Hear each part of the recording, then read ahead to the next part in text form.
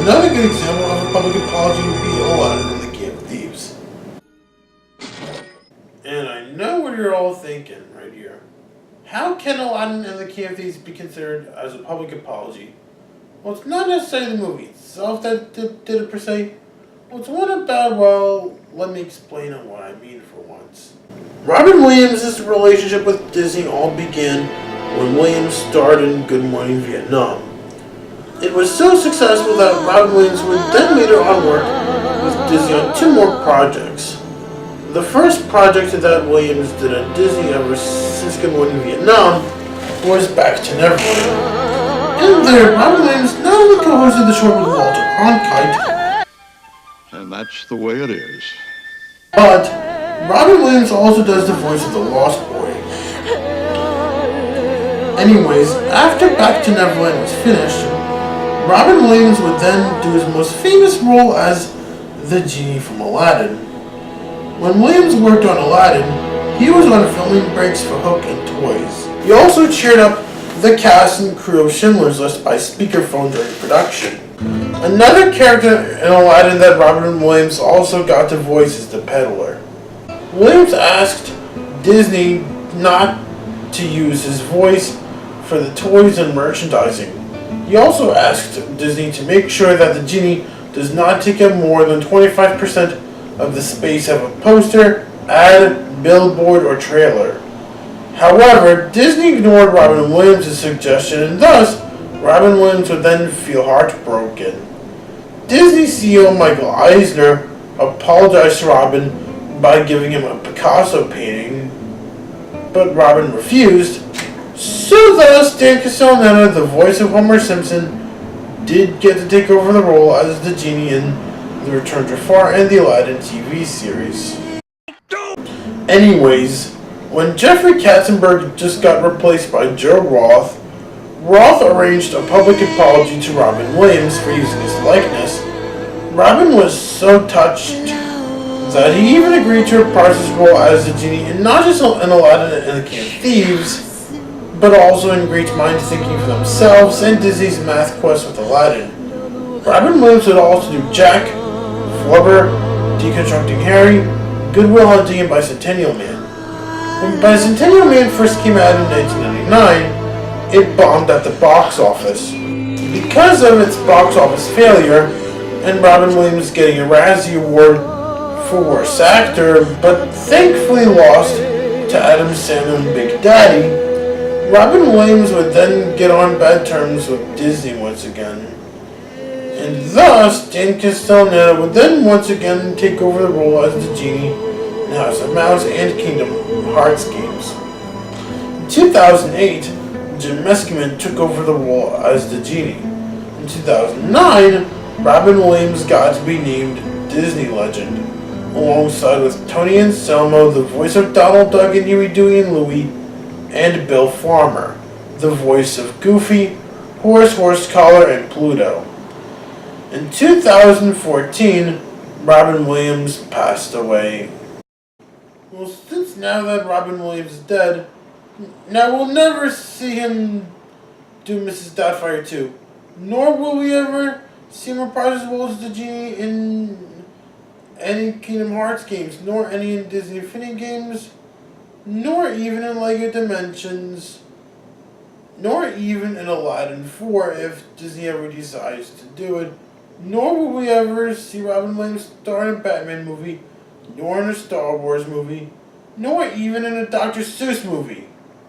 Wait, really? 20 years earlier? Huh. No wonder how the genie appears to be reading The Cat in the Hat, aka Shrek is Love, Shrek is Life. I got nothing. I'm not so good with the rhyming. Not really. No. Anyways, there are 2 people whom we should all blame on for sending him to death of Robin Williams. Nate Rivera for trashing my bar mitzvah, and Mr. Ben for troubling the production of Epic Battles 2.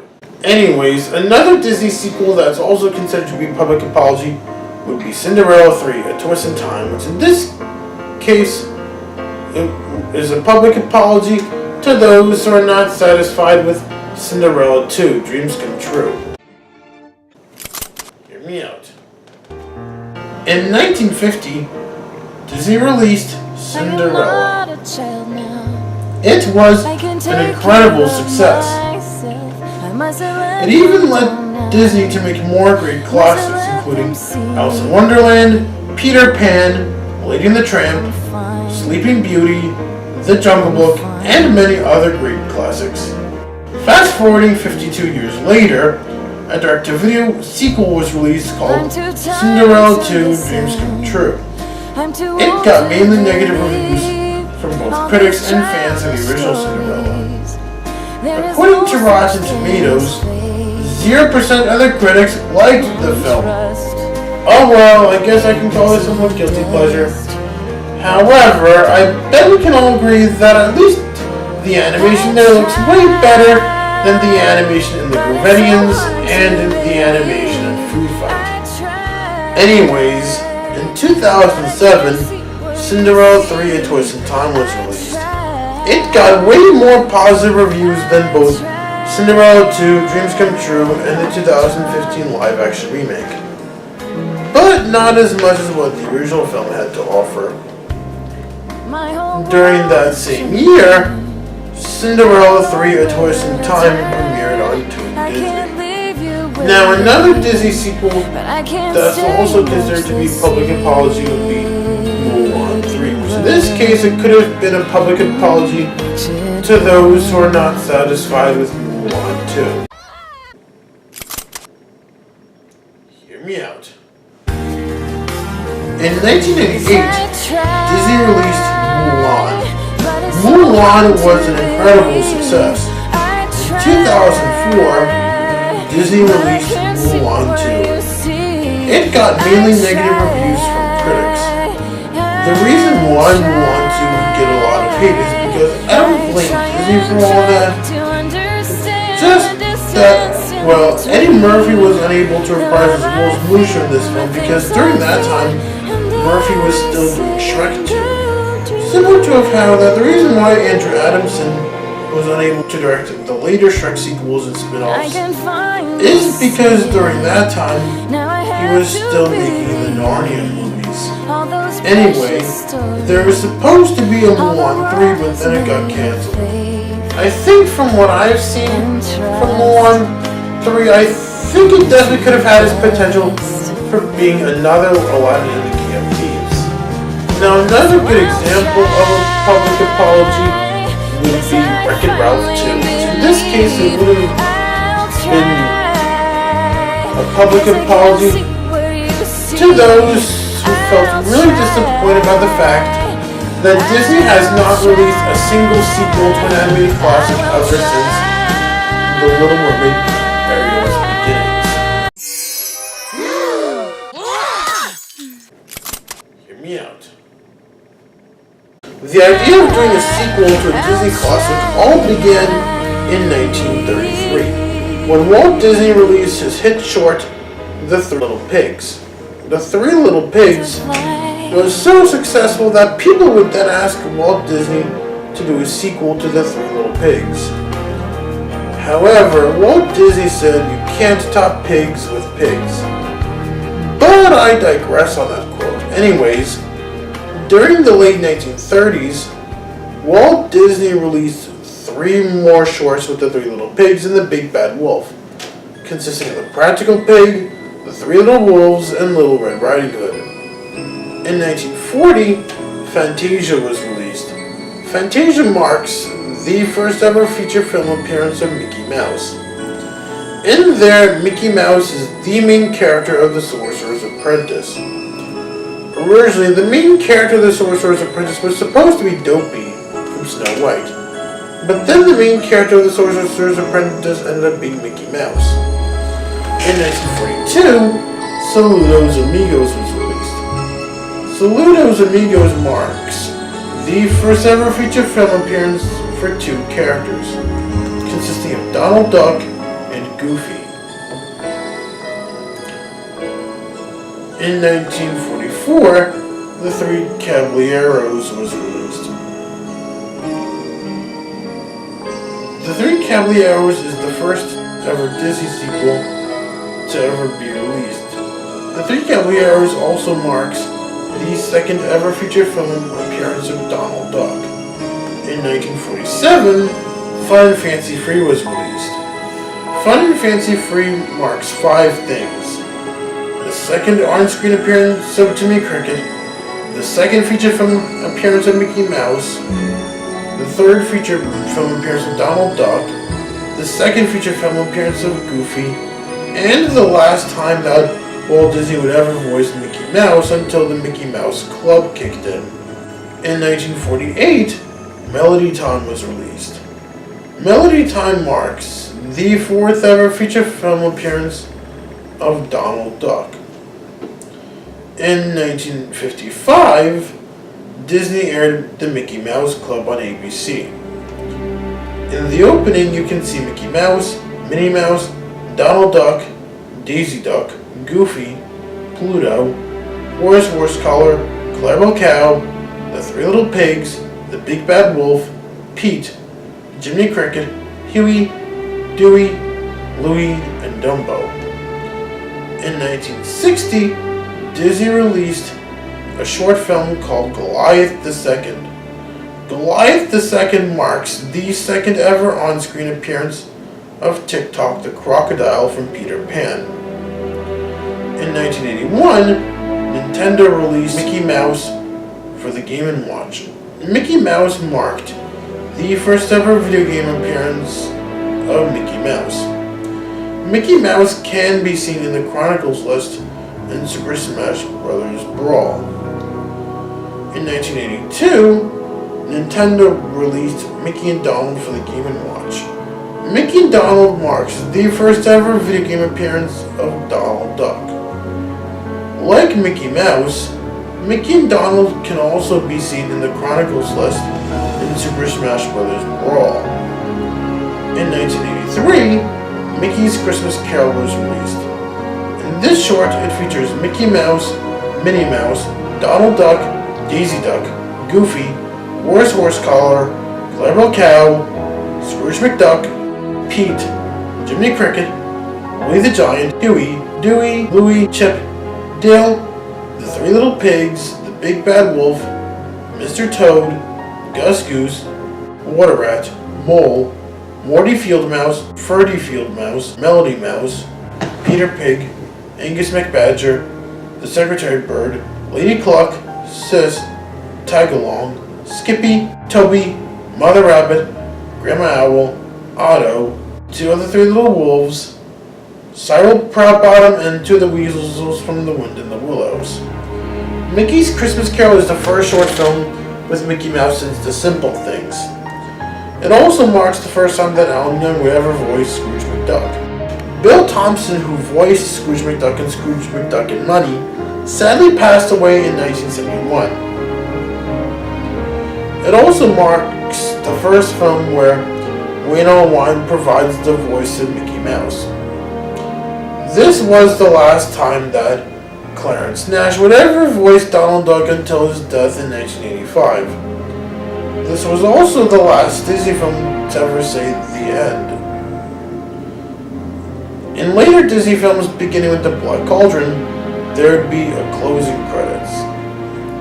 When it was released, it got generally positive reviews from critics, and it was played before The Rescuers.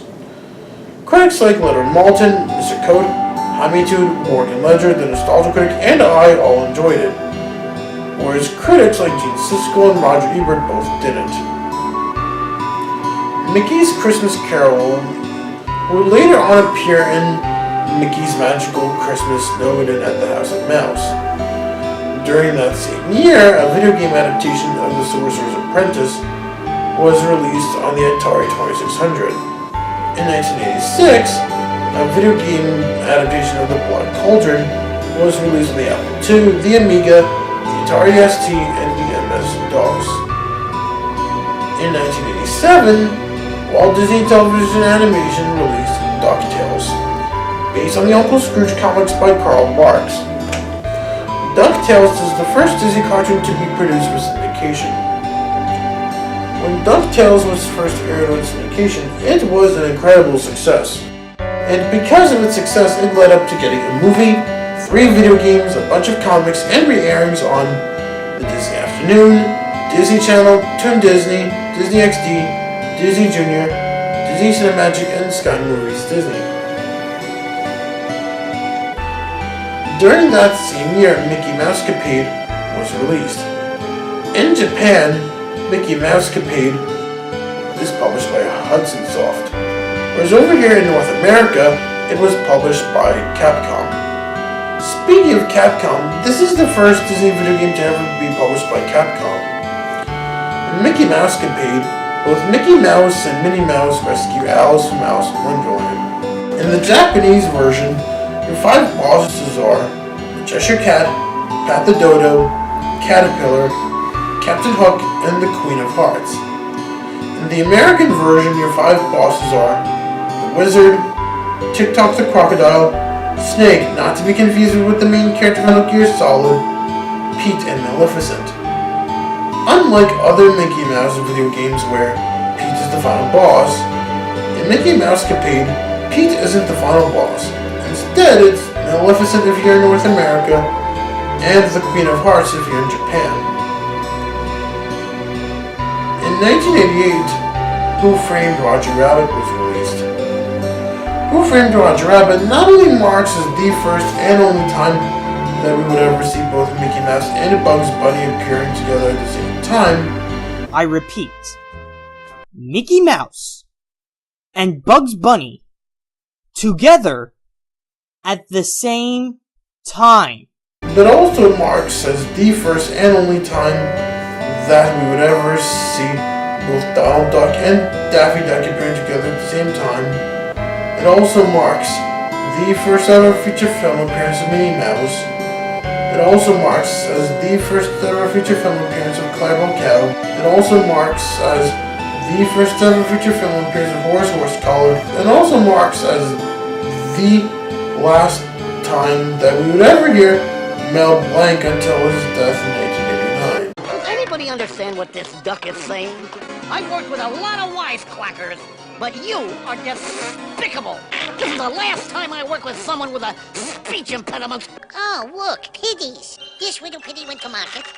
This little piggy stayed home. This little piggy had roast beef. And this little piggy had, ran out of pitties.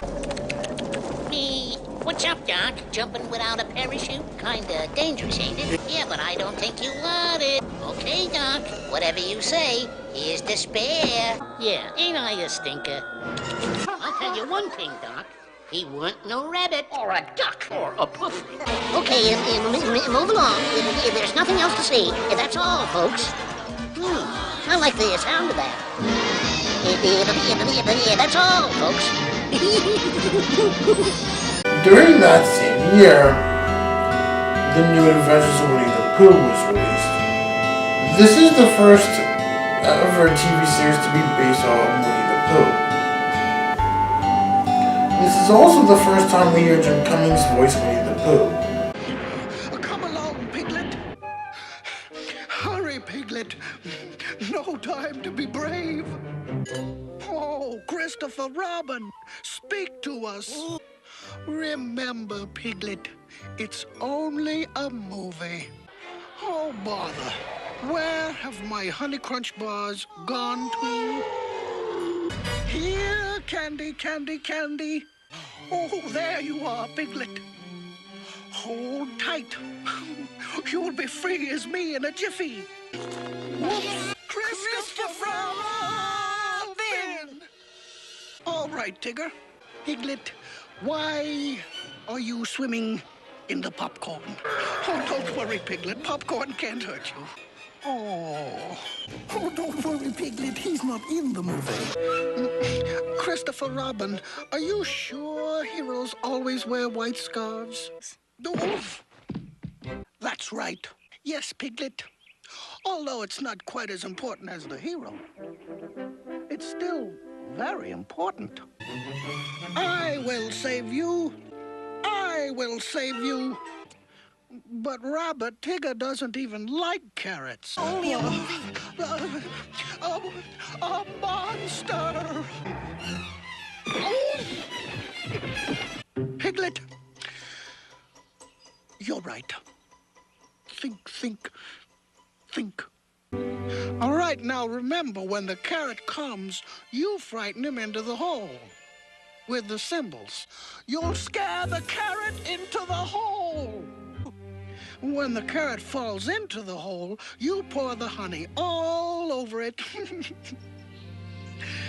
Not too much, of course. And then I'll save Tigger with this. The honey, Piglet! Use the honey! Piglet! Help! It's not moving. You see, Piglet, it wasn't a monster. Oh. Piglet? Why, Piglet, what's wrong? Oh, we were all scared, Piglet. But it's all right now. Piglet! Are you home? I brought you a cheering up present, my hero scarf. But Christopher Robin said this scarf would make you a hero. Remember? Oh, my poor friend Piglet. I shall have to get Christopher Robin's advice for cheering him up. It was only a costume after all. Help! Oh, help! Help, Piglet! Help! Piglet! Piglet! Piglet! Piglet, you saved me. Yes, Piglet, you're a real hero. Oh, yes, just wait till everyone hears about this. Oh, help! Oh, help! Oh, help! Hooray! Hooray! Yay! Here's a real hero.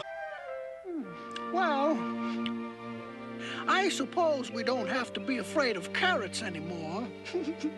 Not after the brave thing Piglet did.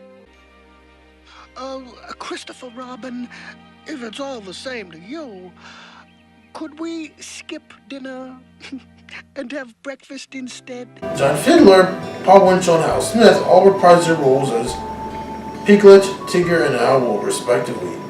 Although Gopher had a new voice actor, his original voice actor, Howard Morris, was still alive and active at the time, and even having done voiceovers in other shows like Garfield and Friends, Cow Chicken, and the Wild Thornberrys, and lived another 17 years.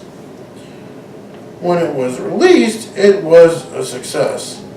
Because of its success, not only did it lead up to re-airings on Toon Disney, Disney Channel, Playhouse Disney, and ABC, but also this would lead Disney to do more Winnie the Pooh TV shows like The Book of Pooh and My Friends Tigger and Pooh. In 1989, Chip and Dale Rescue Rangers was released.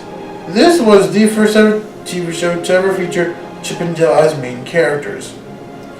In the original concepts, they did not have Chip and Dale in the cast.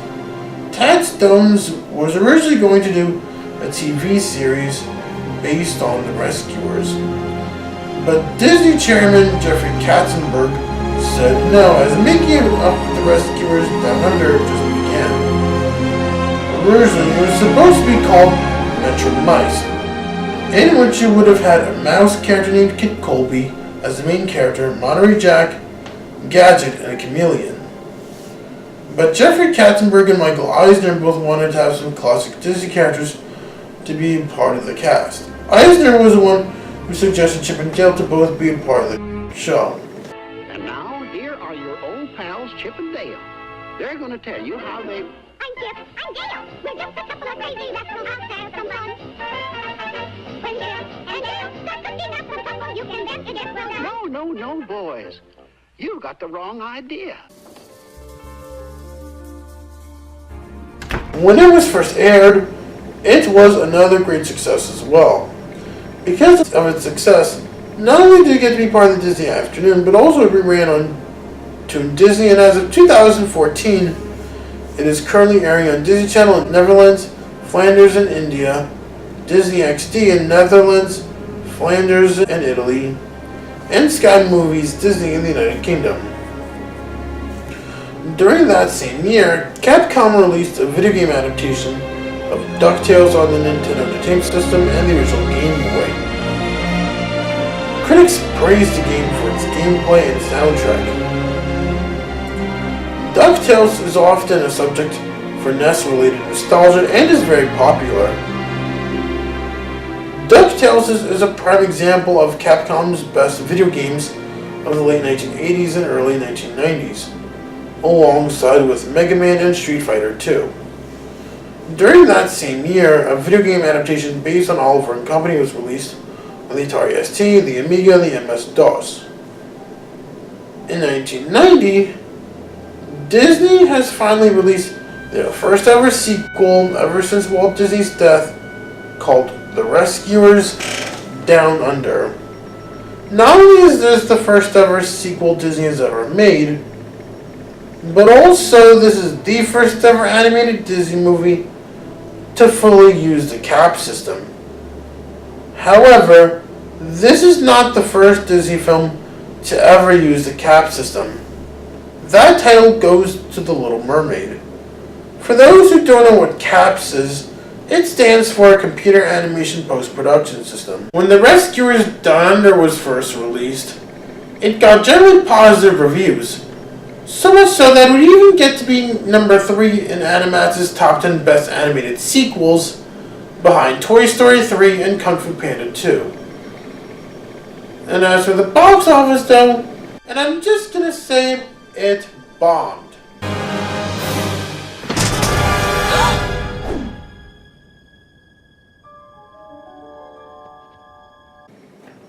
Hear me out. The reason why The Rescuers Down Under bombed at the box office is because of 2 reasons. 1, it was released in the same year as Home Alone, and 2, it was released at a certain time period when making sequels was really risky. Because of the failure of The Rescuers Down Under, not only did that result all future Disney sequels to be done in Disney Studios, with the exceptions of Fantasia 2000 and Winnie the Pooh, but also all future Disney sequels had to go direct to video, with the exceptions of the canon sequels just named, The Tigger Movie, Return to Neverland, The Jungle Book 2, Piglet's Big Movie, and Pooh's Heffalump Movie. Originally, there was supposed to be a 3rd film of The Rescuers, but then it got ditched after Eva Gabor passed away.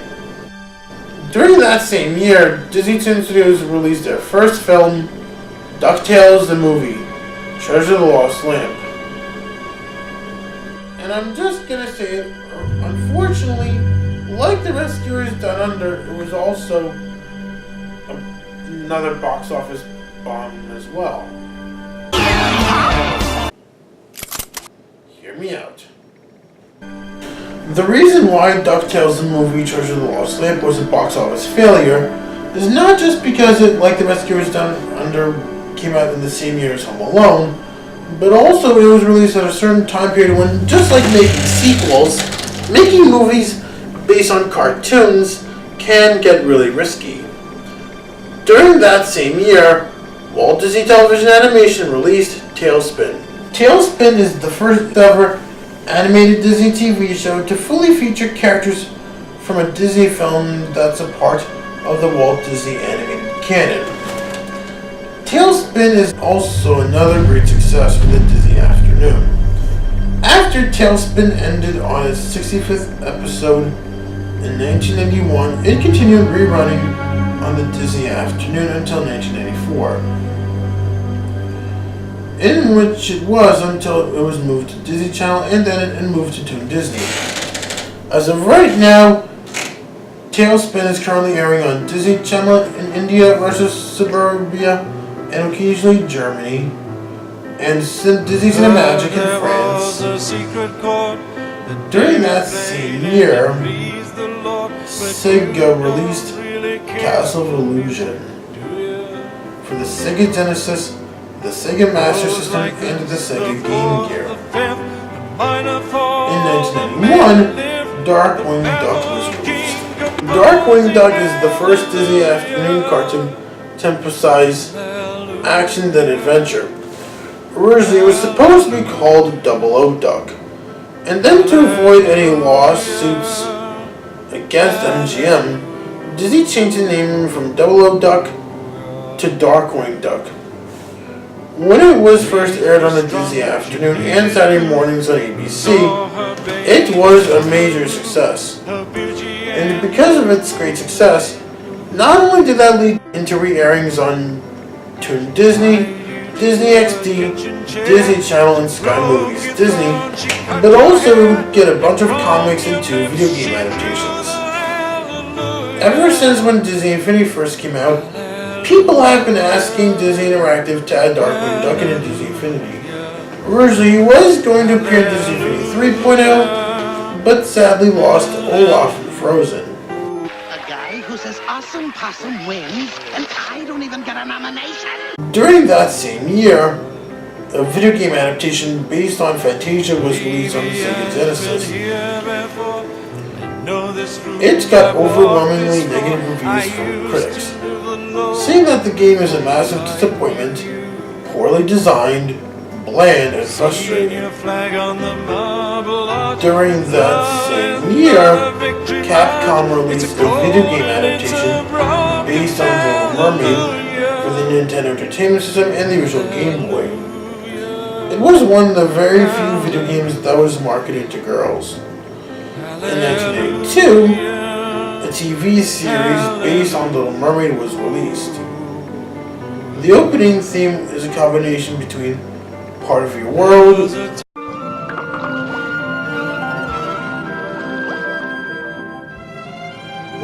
Under the Sea,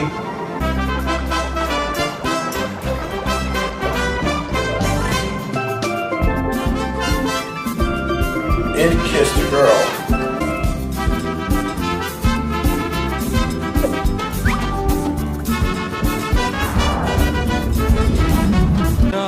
As well as due to Jason Marin's voice deepening, and due to the death of Ben Wright, Buddy Hackett and Christopher Daniel Barnes were the only voice actors for The Little Mermaid that didn't reprise their roles for the TV series.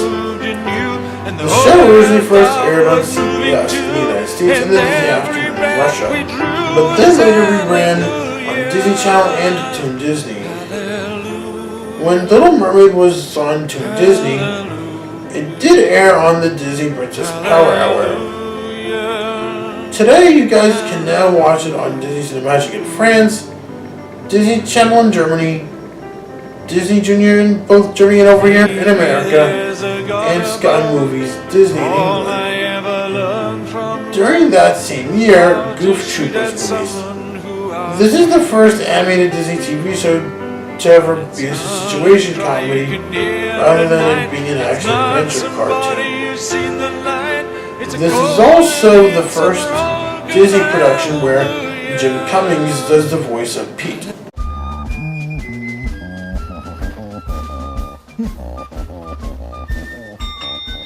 Whoa!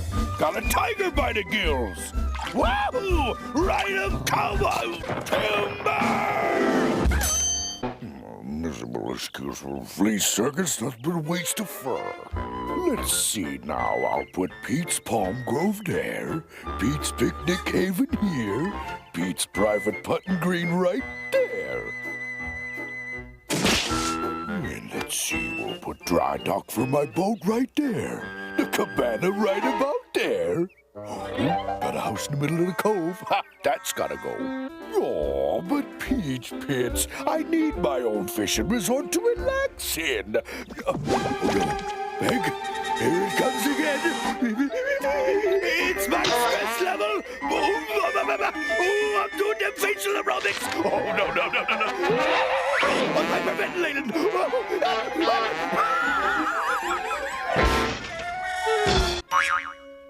9 o'clock, eh? Well, I wonder what's on the early show. What? No cartoonies? bug lover, eh? Hello, neighbor. I'm with the Concerned Neighborly Buyers Protection Agency. Did that shyster real estate agent tell you that your house is on an earthquake vault?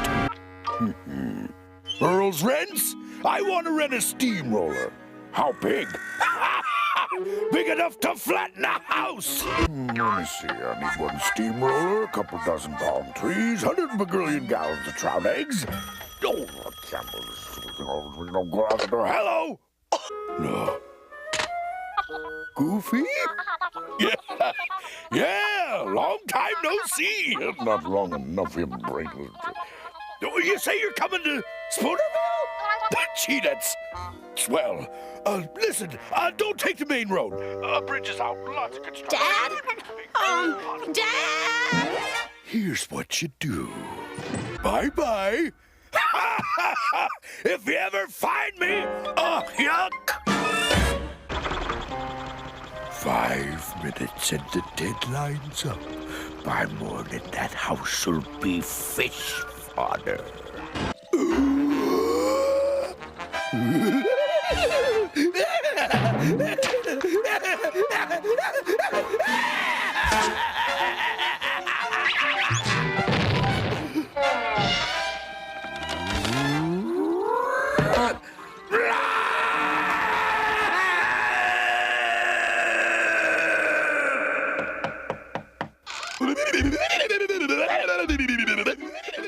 It's his stress level.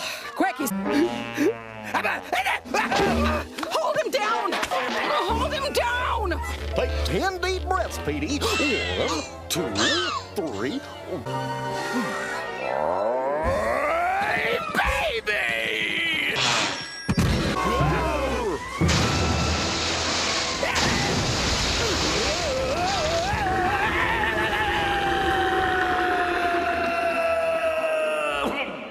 But butter lips, I had work to do tonight. Why didn't you invite him to dinner next year? Oh, goody, goody. Bud, have you lost your garbanzos? Furniture? They're moving? Not to somewhere in our state.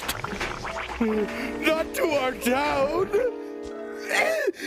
Not our street.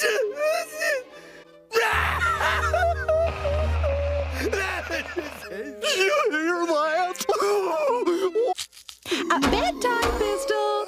PJ, why don't you take Max up to your room? PJ! Now don't get too friendly with that kid, see? He's crawling with goof germs. Why, you catch one of them and you'll wind up just like him. The ears, the nose, the yucks, the works. Why, I've seen it happen and it ain't pretty. Now protect yourself, see? So, stick your house in the middle of my lake, will ya? Fire one!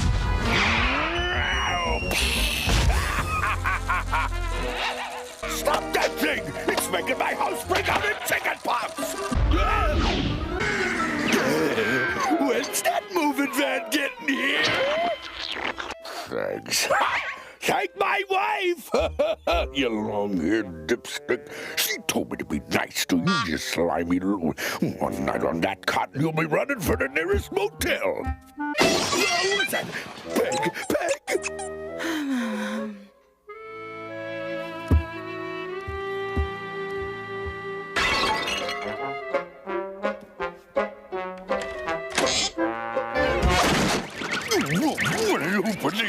Oh, you're still stressed out, huh? Well, I got a surefire cure. I'll croon you to snooze land with my old goofy family lullaby.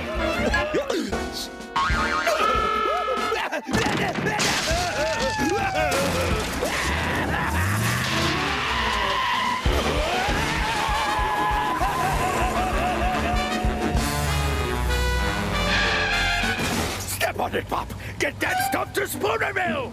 Sanity before crockery! This is the way we dump the goofs, dump the goofs, dump the goofs. This is the way we dump the goofs, na-na-na-na-na-na. I get it! Wait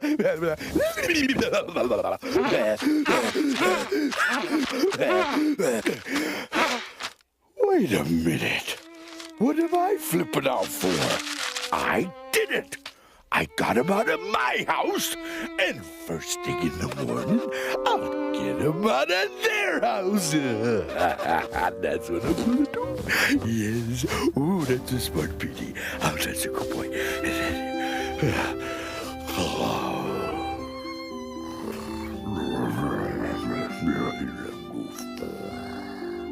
The main series of it ran on the Disney afternoon.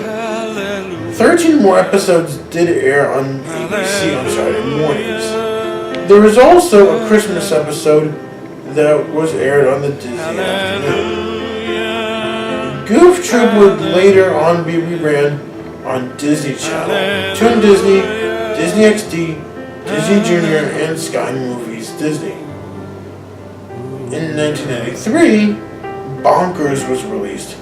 Originally, it was supposed to be a TV series based on Who Framed Roger Rabbit. When Disney and Amblin both got on bad terms, Disney had to create a new character similar to Roger Rabbit. Well, it looks like Roger Rabbit appears to be another Oswald the Lucky Rabbit. Anyways, when Bonkers was first aired on syndication, the reviews of it weren't that good.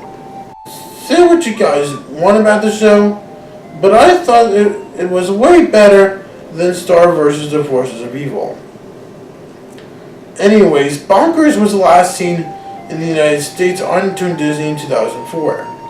After that, it was taken off the air in favor of Jetix. As of right now, it is currently airing on Disney XD in Italy and Sky Movies Disney in the United Kingdom. During that same year, a video game based on Aladdin was released on the Sega Genesis, the Super Nintendo Entertainment System, the Sega Master System, the Sega Game Gear, the original Game Boy, and the Nintendo Entertainment System. The Sega Genesis version of Aladdin has been proclaimed to be one of the best Sega Genesis games of all time. In 1994, Disney has finally released their first ever direct-to-video sequel / second ever sequel to an animated classic since Walt Disney's death, being The Return of Jafar. It got mainly negative reviews from both critics and fans of the original film. Joey Tedesco from Cartoonpalooza proclaimed it to be the worst Disney sequel of all time. I hate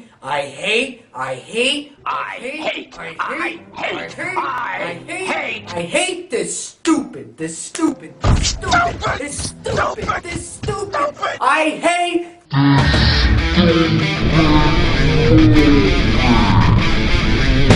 And I don't blame him. Well, looks like everybody seems to hate Return of Jafar. Nobody seems like. We all enjoyed it. So a positive review from me, but you have to go to a video store to find it for The Return of Jafar. I give it a thumbs up, too. Wait a minute. Both Gene Siskel and Roger Ebert both actually gave that movie a thumbs up? Well, that's just dumb. Anyways, during that same year, a TV series based on Aladdin was released. It got mixed reviews from critics. While it's great to see that they've had great stories being told, the sad part is that Disney still couldn't bring back Robin Williams' voice to Genie. When it was first released, it aired on both the Disney Afternoon and CBS. However, it would later be run on Disney Channel and on Toon Disney. When Aladdin was aired on Toon Disney, it did air on Hanging with the Heroes. And like Little Mermaid, Aladdin also did air on the Disney Princess Power Hour.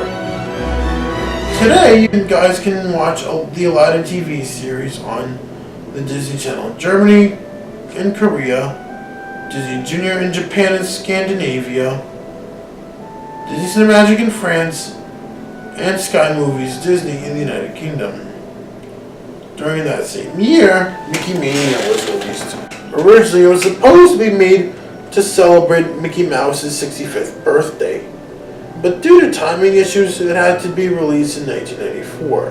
When it first came out on the Sega Genesis, It was an incredible success. And because of its success, it got re-released on the Sega CD, the Super Nintendo Entertainment System, and the original PlayStation retitled Mickey's Wild Adventure. In 1995, a Goofy movie was released. This is the only Disney film to ever make a reference to Star Trek. Okay, the only Disney film to ever make a direct reference to Star Trek. During early production, Steve Martin was considered for the role of Goofy, but then the role of Goofy went to Bill Farmer. The inspiration for the film came from Disney chairman Jeffrey Katzenberg, who was feeling distant from his daughter.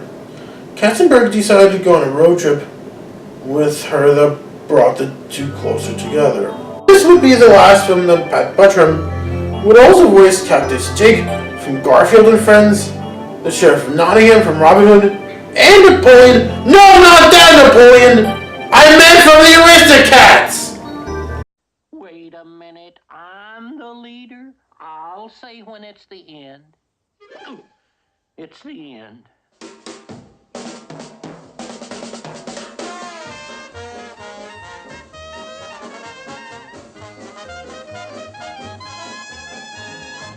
Oh, yeah.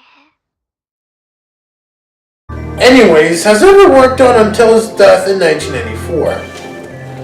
Anyways, back onto a Goofy movie. When it first came out, it was fairly successful. During that same year, Timon and Pumbaa was released. It ran for 3 seasons. It originally aired on CBS in America and BBS in Canada. It would later rerun on Toon Disney, Disney Channel, Disney Junior, Disney XD, Disney Cinemagic, and Sky Movies Disney. In 1996, Aladdin and the King of Thieves was released. Originally, Dan Castellaneta was supposed to reprise his role as the genie. After Robin Williams accepted Disney's public apology for using his likeness, this is where Robin Williams would then agree to reprise his role as the genie, and thus, Disney rejected all of Dan Castellaneta's lines. Quiet, Homer Simpson! Anyways, when Aladdin and the King of Thieves was first released on VHS, it ended up being the 4th highest grossing direct-to-video animated feature of all time. During that same year, Quack Pack was released. Unlike all the other Disney afternoon TV shows, Quack Pack was aimed at older audiences. Alright, let me rephrase that. Most.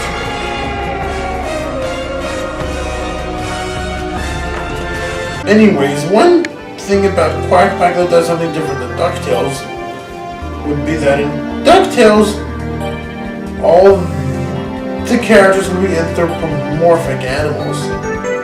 Whereas in Quack Pack, it's not just animals that exist, but also as humans, too. So I'm guessing that in the Quack Pack universe, there is no Scrooge McDuck, no Launchpad McQuack, and no Mickey Mouse, right? That is correct! That figures.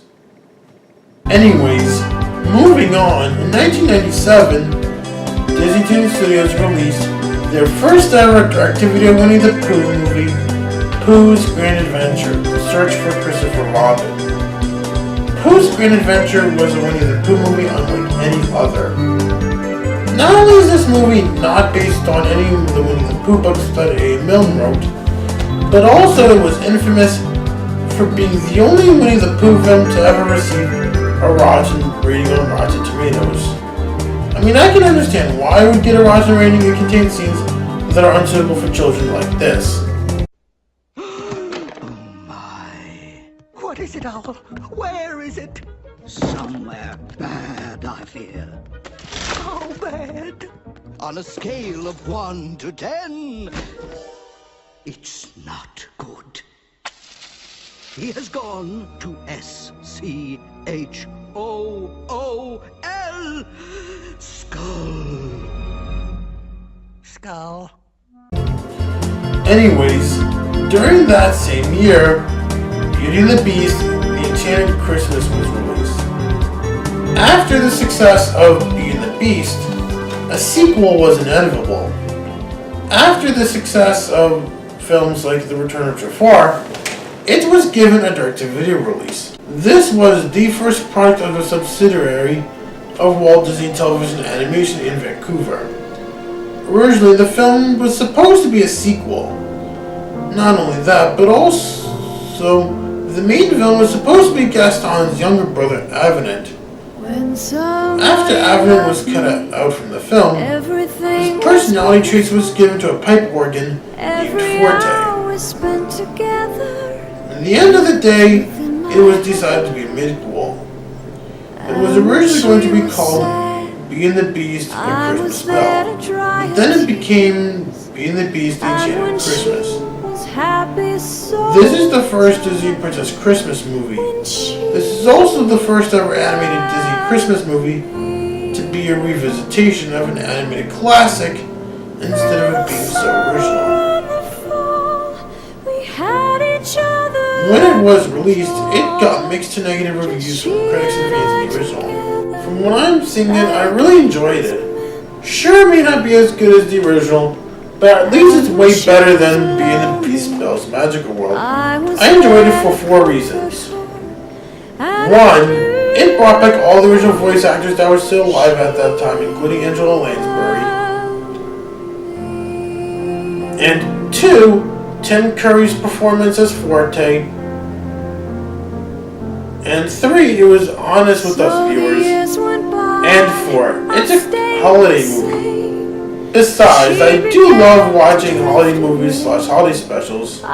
Step 2, while we're stirring, we also whip. Okay, whip, then. stir, Can you whip, please stop whip, playing? whip, You're not scaring my viewers stir, away. whip, stir, whip, whip, whip, stir. Now, let's try it again together at an increased tempo, because precision is very important in this recipe, and we do want to have a fine consistency, don't we? So, and on the count of 1, stir, whip, whip, whip, stir.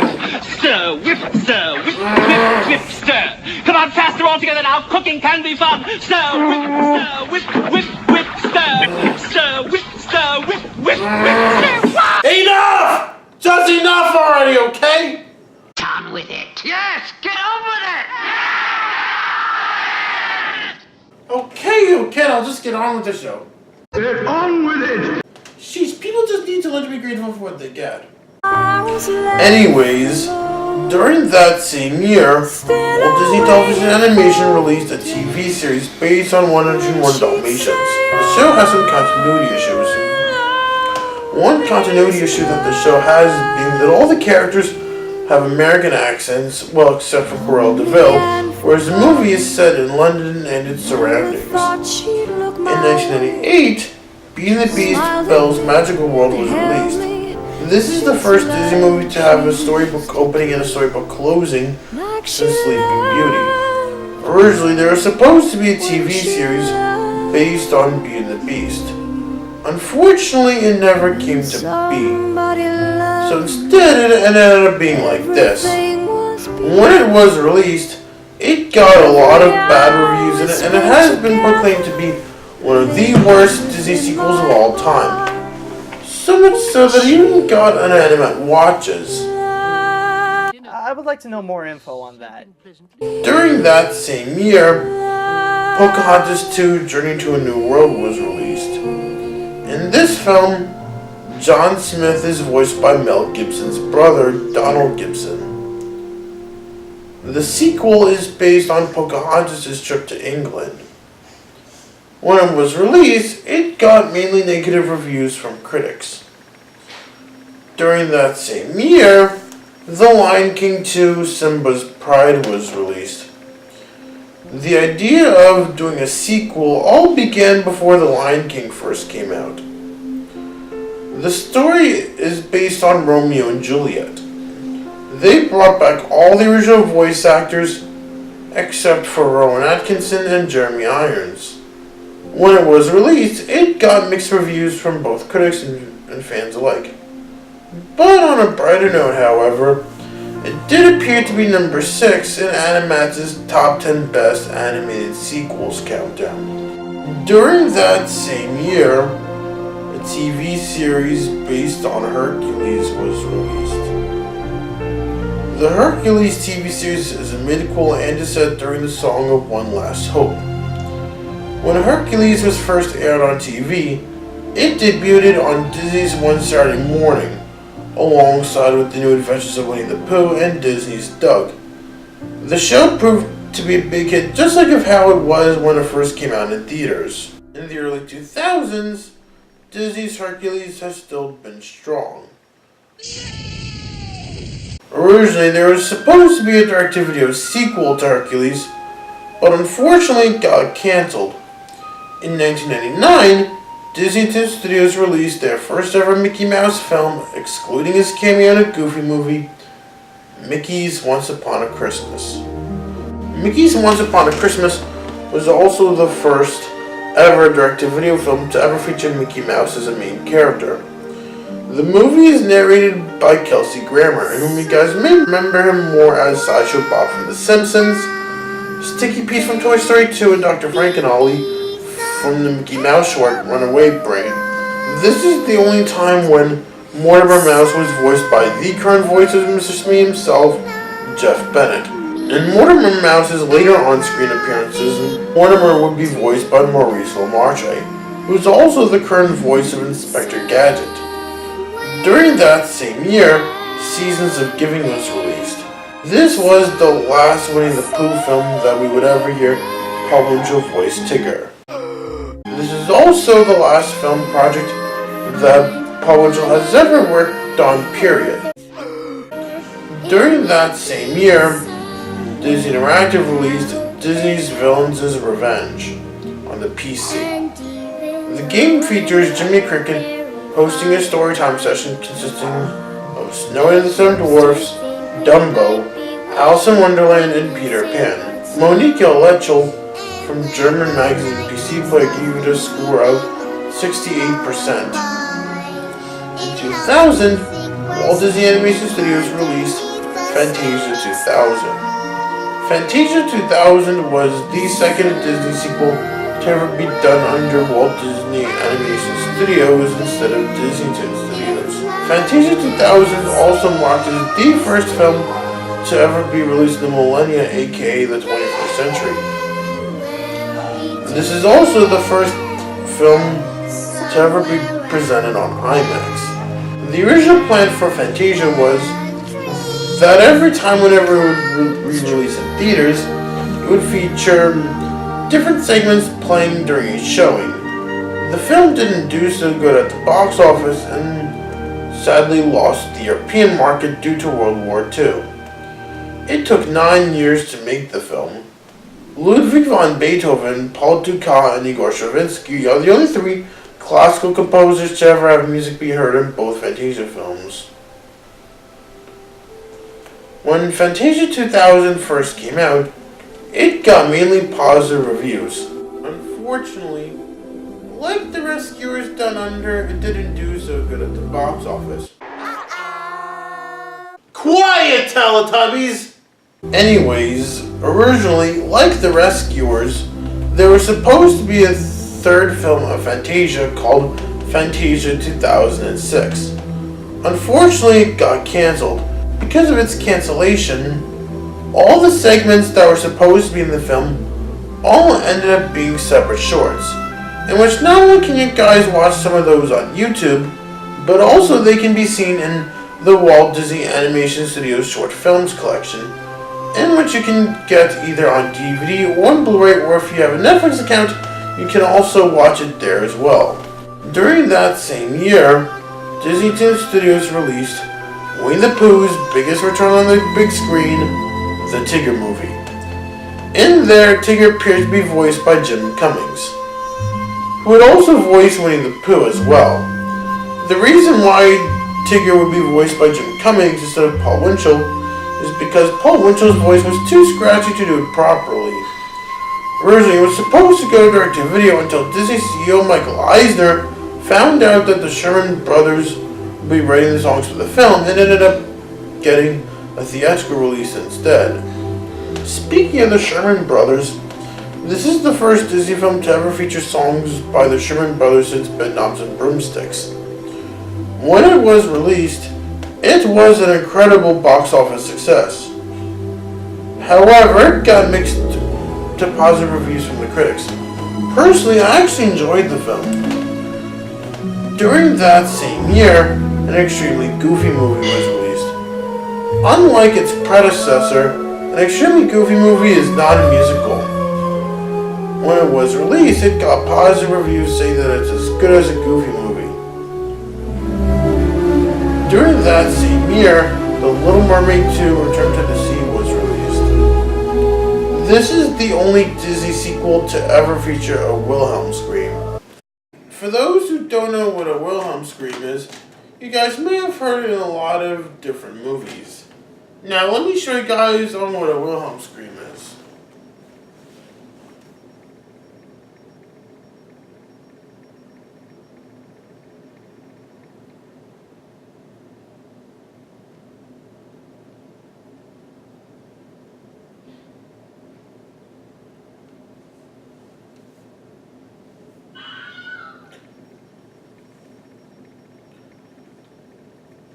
Does that sound effect sound familiar to you? Good. Pat Carroll, the voice of Ursula, does voice Morgana. This would be the last film that Buddy Hackett, the voice of Scuttle, has ever done until his death in 2003. Ariel is the only Disney princess to ever have a child. When it was released, it got mixed to negative reviews from both critics and fans of the original. In 2001, Lady and the Tramp 2: Scamp's Adventure was released. Originally, it was supposed to be released in 2000, but then the release date moved to 2001.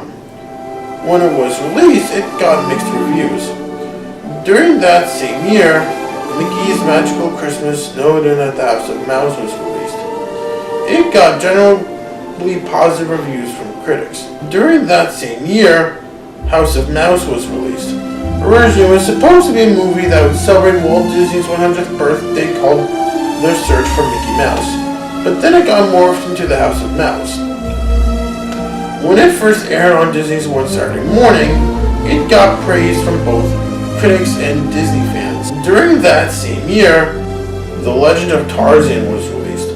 Almost all of the new characters from the show did originate in the original books by Edgar Rice Burroughs. None of the original voice actors reprised their roles in the show. Clayton! Clayton! Oh, there you are. What is it? What is it, Clayton? Are we in danger? Fascinating. Bright orange, you say? Let me see. Yes, distinguishing markings. Oh, yes, I see. Oh, dear. Oh, dear. Mr. Clayton, please. What if it's a gorilla? Oh, not bad. Rather traditional, though. Yes. Now, watch this.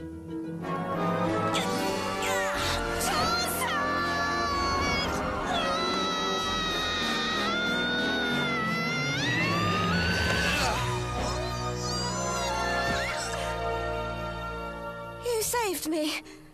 Also rather traditional. What are you, nuts? What could be more interesting than us? Really? You hit it well. So where's Tarzan? Hey, what's everybody looking at? The horror! It's gruesome. Hide me. Go, Dirk. You frightened me. Tarzan, for once, listen to Kerchak. What are they doing here? Why didn't you tell me there were creatures that looked like me? That's enough for today. When it was released, critics praised the show, saying that it teaches viewers about the responsibilities of growing up, has Disney quality animation, is faithful to the Disney cartoon, and discovers what happens next after the events of Tarzan. In 2003, it reran on Toon Disney. In 2002, Disney Studios released their first ever theatrical sequel, Return to Neverland. This is the third Disney sequel to ever get a theatrical release. This is also the second Disney film to ever take place in England during World War II, the first one being Bedknobs and Broomsticks. Originally, Catherine Beaumont was supposed to reprise her role as Wendy Darling. For unknown reasons, all of her lines were replaced by Kath Suki, and you guys may have known her more as several voices on Rugrats. And what do I think of Katsuki's adult Wendy, you guys may ask? I thought she did a great job as adult Wendy. So much so that she would also later on use a British accent when she voices Maketh-Tua in Star Wars Rebels. This way, Mr. Wabo. We have seats in the front. Where is that translator? Pilot, these two droids are with me, and I am on Imperial business. Can't risk an incident spoiling these negotiations. Go! I'm sorry, Mr. Wabo. I don't understand you. You're a level 5 Academy student? I was too, once upon a time. Now, please ask Mr. Wabo where the shipment is being held. My dear, you did great service to your empire today. Now focus on those level 5s. Take us straight to Bay 17. There is nothing here. Where are my disruptors? The girl told me 17. Well, there's no time to waste. Take us to Bay 7. Wait. This is the C1 droid that caused our translator to Bay 7. Double time. That's irrelevant. We're going to search your crates. Will you please stop talking? I saw 5. An adult male, a juvenile female, an old C1 droid, and a Lasat. Honestly, Agent Callis, I didn't think there were any Lasats left. This is no spectacle, Commandant. Citizens, I am Minister Maketh-Tua. Governor Price sends her regrets, but she was invited to Coruscant to celebrate with Emperor Palpatine himself.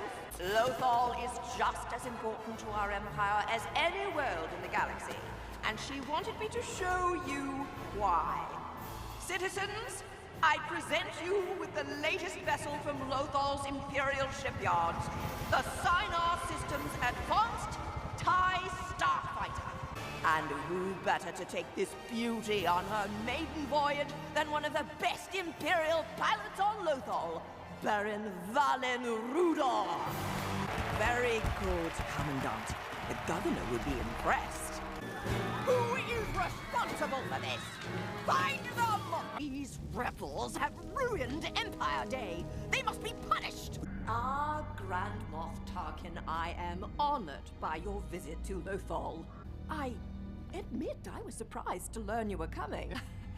If you were referring to the insurgents, It said their leader is a Jedi. No, well, there were rumors. The insurgents terrorizing our world will soon be brought to justice. I have assurances from... Agent Callis, you're certain this operation will solve our rebel problem?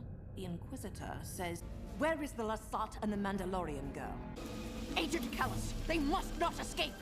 Agent Callis, I've exhausted every resource to find information about the rebels, but there is nothing to be found. What more does Governor Tarkin expect? Well, I've doubled patrols, set up checkpoints, established curfews. I honestly don't know what else to do. Lord Vader, with all due respect, you and Governor Tarkin are asking for miracles. If the rebels have left Lothal, then I'm sorry, my lord. I am merely a public official. I have no experience with such brutal tactics. Visit him? But I'm needed here. I couldn't possibly get away. Please, I beg you, listen to my request. My life is in danger. I need you to give me safe passage off Lothal. I assure you my intentions are sincere. To prove it, I will trade secret Imperial information. Yes, I am. A list of rebel sympathizers on Lothal and other nearby systems. Some have powerful friends in the Senate. Imperial Command watches them but can do nothing. I know you need allies. Get me off Lothal and I will give you the list. There's something else. I've discovered the true reason the Empire came to Lothal. No, there is another reason, known only to a few, and ordered by the Emperor himself. Thank you. Thank you, Agent Callis, but there was no need for an escort. I see. Yes, I suppose so. Right. Anyways, adult Wendy resembles Belle from Beauty and the Beast. Originally, it was supposed to go straight to home video.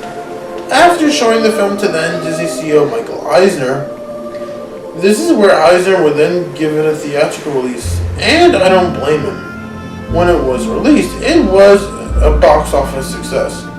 Unfortunately, it got mixed reviews from critics. Critics like the nostalgia chick Morgan Ledger of Vaulting, That Found the Coat, and reality COTV trash all didn't like it, whereas critics like the nostalgia critic, the fanfic critic, Joe Dunn of Joe Loves Crappy Movies, animator Tom Cook, animation historian Jerry Beck, and I all do. During that same year, Cinderella 2 Dreams Come True was released. Originally, like Belle's Magical World, it was supposed to be a TV series called Cinderella Stories.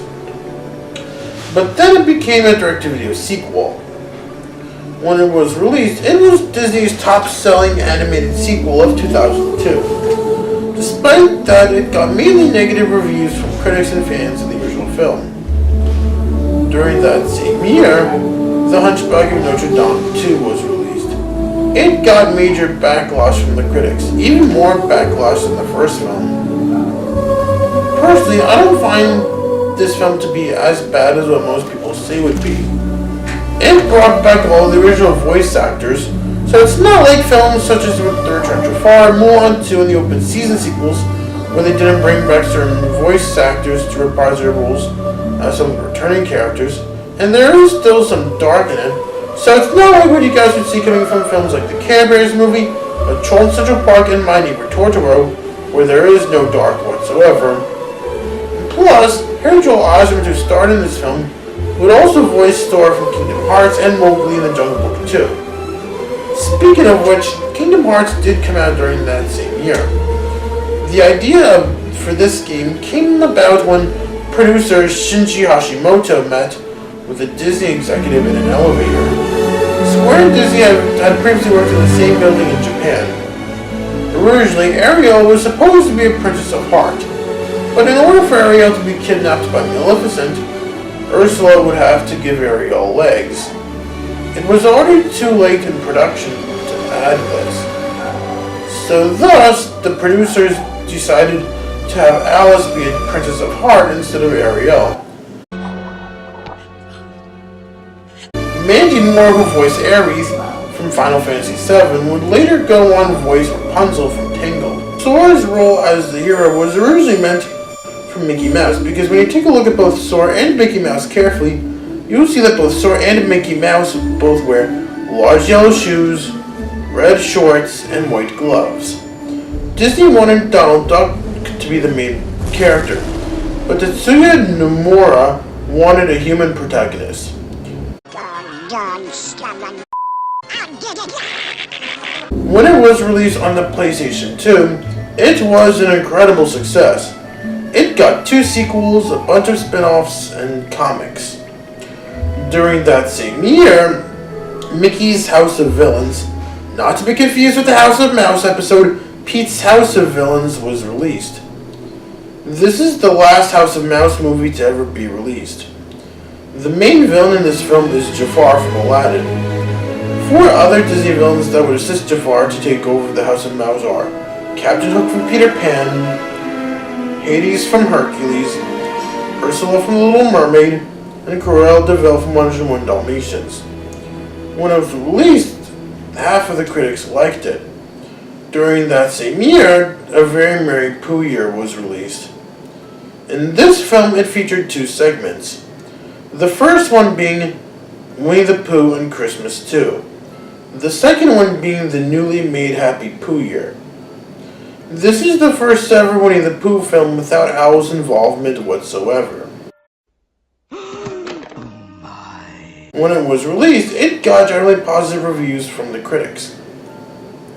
In 2003, Disney Toon Studios released another sequel to theaters with The Jungle Book 2.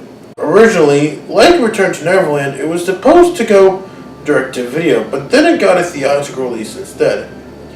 Originally, King Louie was supposed to appear in this film, but due to a legal dispute, King Louie could not appear in the sequel. Wow, is it me, or does every theatrical Disney sequel always have to have at least one character missing? First, we couldn't see Orville return in The Rescuers Down Under. And second, we couldn't see TikTok the Crocodile return to Neverland. And now we couldn't see King Louie return in The Jungle Book 2. And yet, though, we couldn't see Owl return in Pooh's Heffalump movie. And also, we couldn't even see Gopher return in Winnie the Pooh. Anyways, this would be the last reprising role that Tony Jay, the voice of Shere Khan, who also voiced Judge Claude Frollo from The Hunchback of Notre Dame, the Magic Mirror from Snow and Seven Dwarfs, and Lick Boot from Tom and Jerry the movie, has ever done until his death in 2006. After Tony Jay passed away in 2006, all the characters that he voiced, not just including the ones that he once took over with the likes of Shere Khan and the Magic Mirror, but also including characters in which Jay originally voiced with the likes of Judge Claude Frollo, had to be voiced by Corey Burton. It shouldn't be a surprise since Tony Jay does sound like Christopher Lee, another British actor whom Corey Burton also does the audio double for. If you guys don't believe me, just give it a listen for yourself. We must persuade the Commerce Guild and the Corporate Alliance to sign the treaty. I am a man of my word, Viceroy. As I explained to you earlier, I am quite convinced that 10,000 more systems will rally to our cause with your support, gentlemen. Good, very good. Our friends from the Trade Federation have pledged their support, and when their battle droids are combined with yours, we shall have an army greater than any in the galaxy. The Jedi will be overwhelmed. The Republic will agree to any demands we make. Oh no, my friend. This is a mistake, a terrible mistake. They have gone too far. This is madness. This had nothing to do with me, I assure you. I will petition immediately to have you set free. May I ask why a Jedi Knight is all the way out here on Geonosis? There are no bounty hunters here that I am aware of. The Geonosians don't trust them. It's a great pity that our paths have never crossed before, Obi-Wan. Qui-Gon always spoke very highly of you.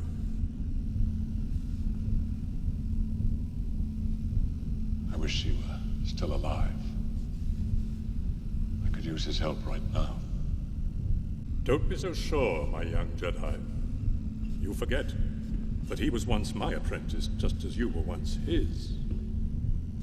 He knew all about the corruption in the Senate, but he would never have gone along with it if he had learned the truth as I have. The truth.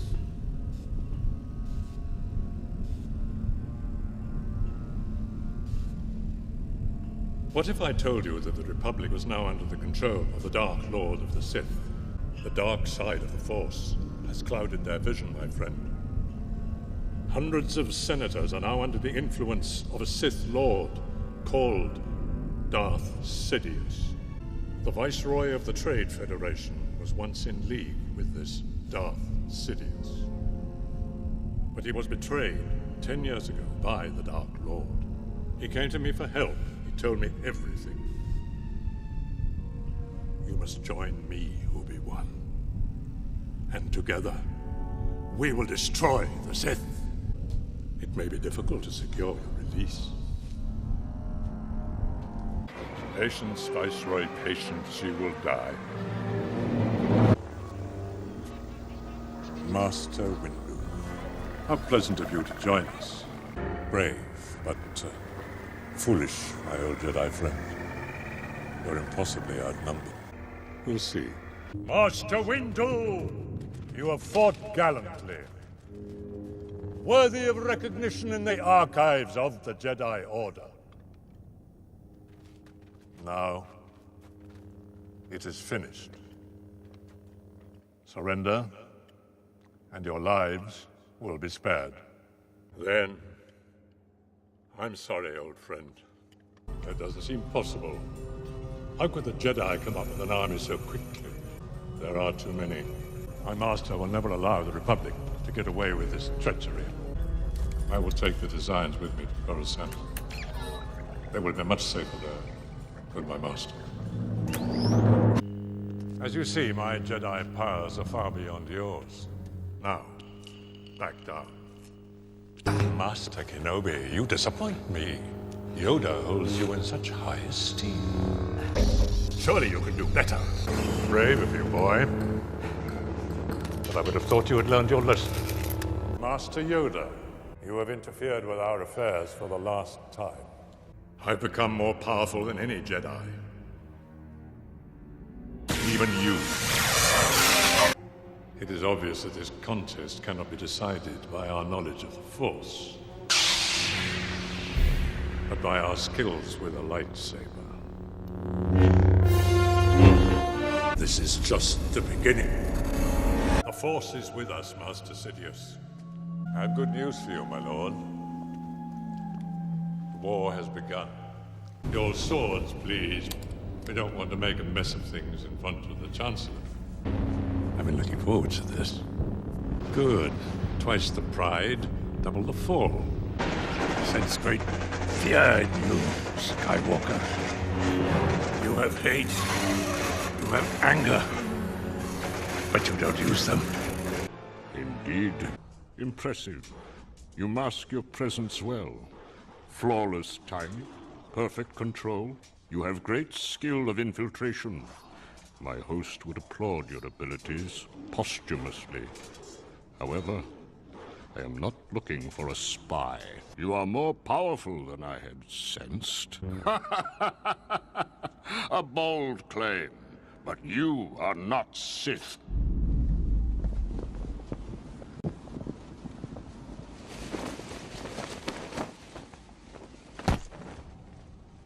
You wear the trappings of the Sith, you fight like the Sith, but this can be imitated, however. You lack a vital quality found in all Sith. Sith have no fear, and I sense much fear in you. Indeed.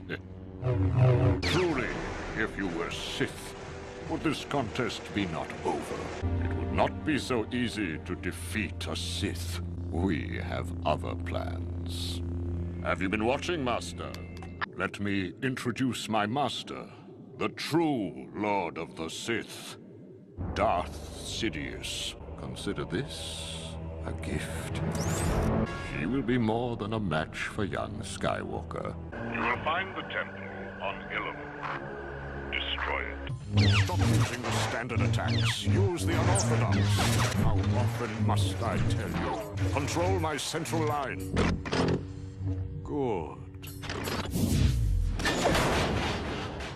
Master, destroy my focus.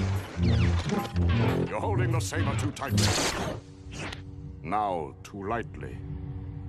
A new one. Don't let your pursuit of trinkets cloud your reality. Remember what I taught you, General. If you are to succeed in combat against the best of the Jedi, you must have fear, surprise, and intimidation on your side. For if any one element is lacking, it would be best for you to retreat. You must break them before you engage them. Only then will you ensure victory and have your trophy, my master. Good. Good. Everything is going as planned. Well done, Ventress. All is going according to plan. Patience, collect the data I need. You will get your chance of revenge soon enough. Oh, great Jabba the Hutt, I have news of your son. I have discovered it is the Jedi who have kidnapped him.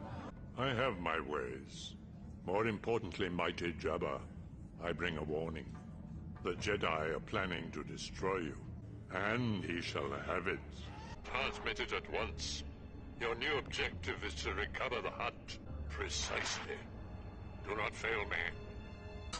As you can see, it is the Jedi who have your son and are plotting against you. My droid army has already initiated a rescue. Rest assured, mighty Jabba, your son will be saved. Perhaps you would consider joining our struggle against the Republic. Have you recovered Jabba's son? Need I remind you, whoever gains Jabba's favor will control the war in the Outer Rim? Only we must be allowed to return Jabba's son to him alive. I hope so, for your sake. Most unfortunate. This is a very unexpected turn of events. I take it you at least defeated the Jedi. I'm sure you did the best you could. We will discuss your failure later. To kill you, Jabba. The Jedi plot is quite clear now. They only promised to rescue your son to win your trust. Now Skywalker is coming here to finish his true mission, to wipe out the entire Hutt clan. If it pleases you, mighty Jabba, this time I will deal with Skywalker personally. Mighty Jabba, my battle droids have shot down Skywalker's ship. Allow me. I have much more experience dealing with Jedi. Don't worry. I have convinced Jabba that the Jedi have murdered his son and are on their way to kill him. Then the mighty Jedi Order will be forced to bring Jabba to justice. And you, my friend, will be left to take control of all the Hutt clans. If she continues her investigation, have her meet with an accident with extreme prejudice. I will have someone in the Senate come it up. I am equally delighted to remake your acquaintance, Senator Amidala, isn't it? I'm sorry, that cannot be permitted now. Zero. This particular senator is extremely valuable to my separatist allies. They will pay a handsome price for her. I will contact you when the Huttlet has been disposed of. Your high exalted master of the Hutts.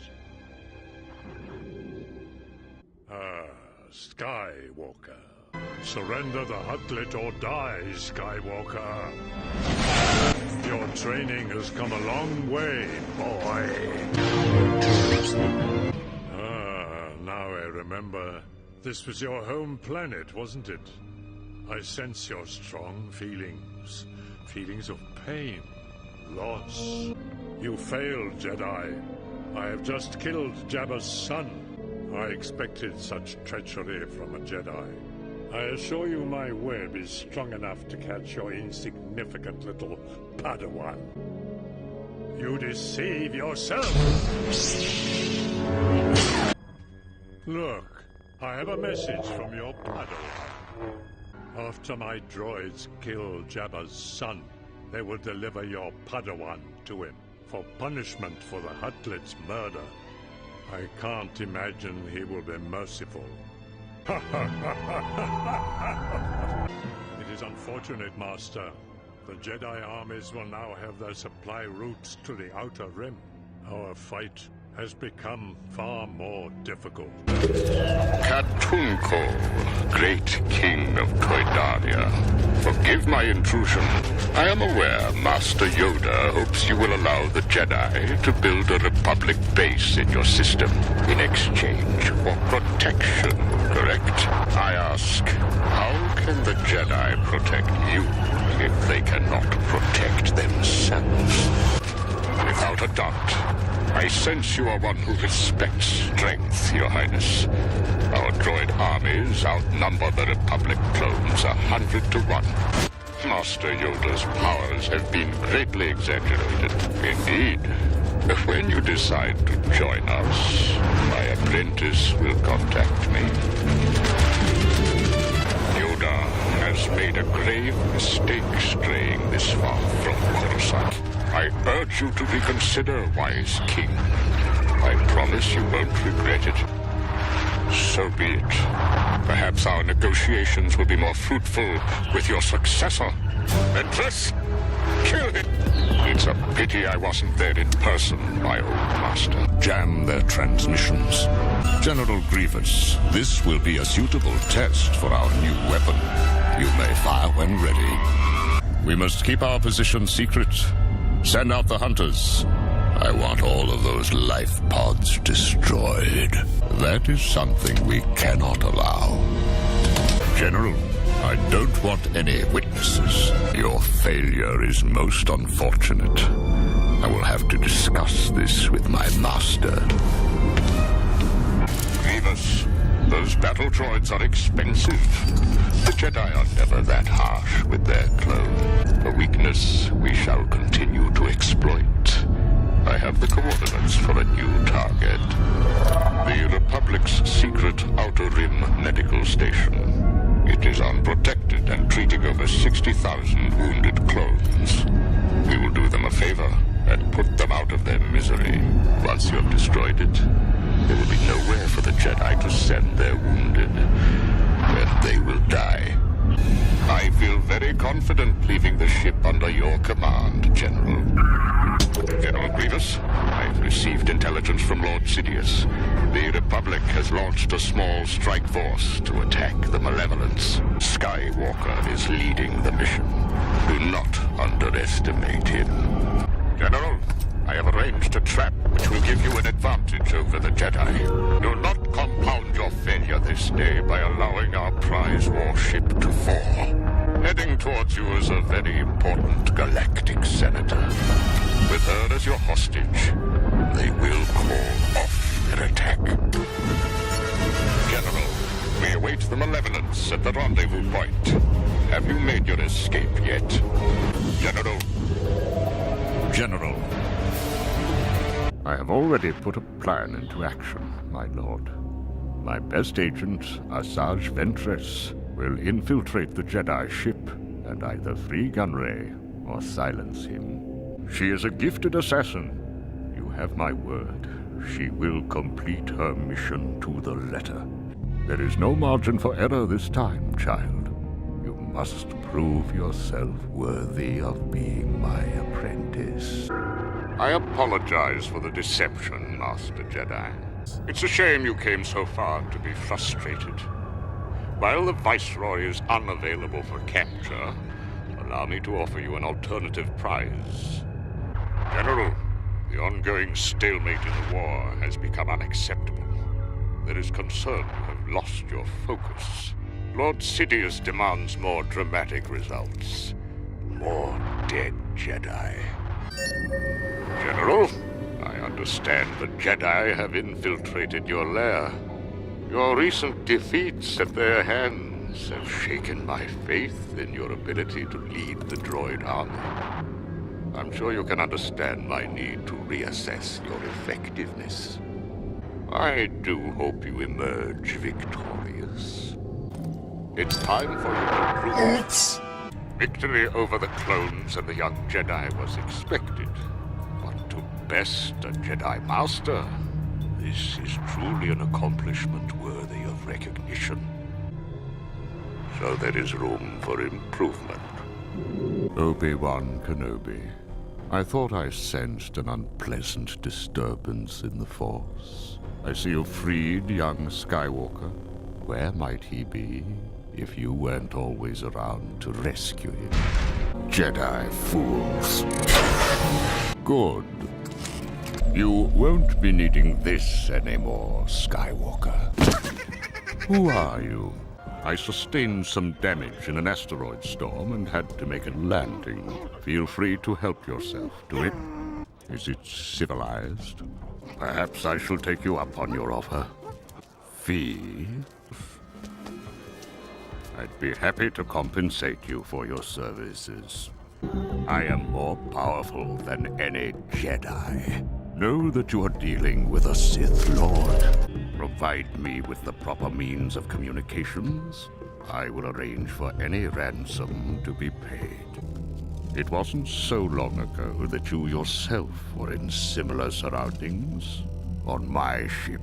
I'm confident the situation will rectify itself soon.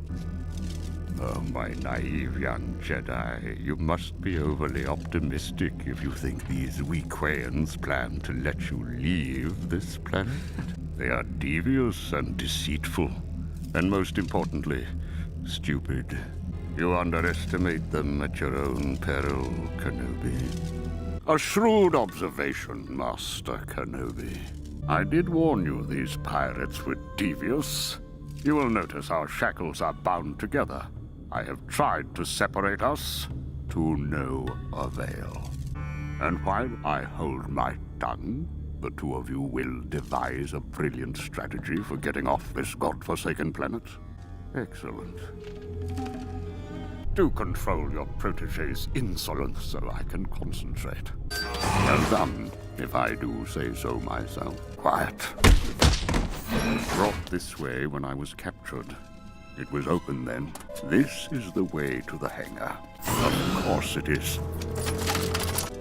For once, I agree with you. Oh yes, most impressive, Master Kenobi. I would kill you both right now if I did not have to drag your bodies. I hope it turns out to be worth the expense. You may proceed. Impressive.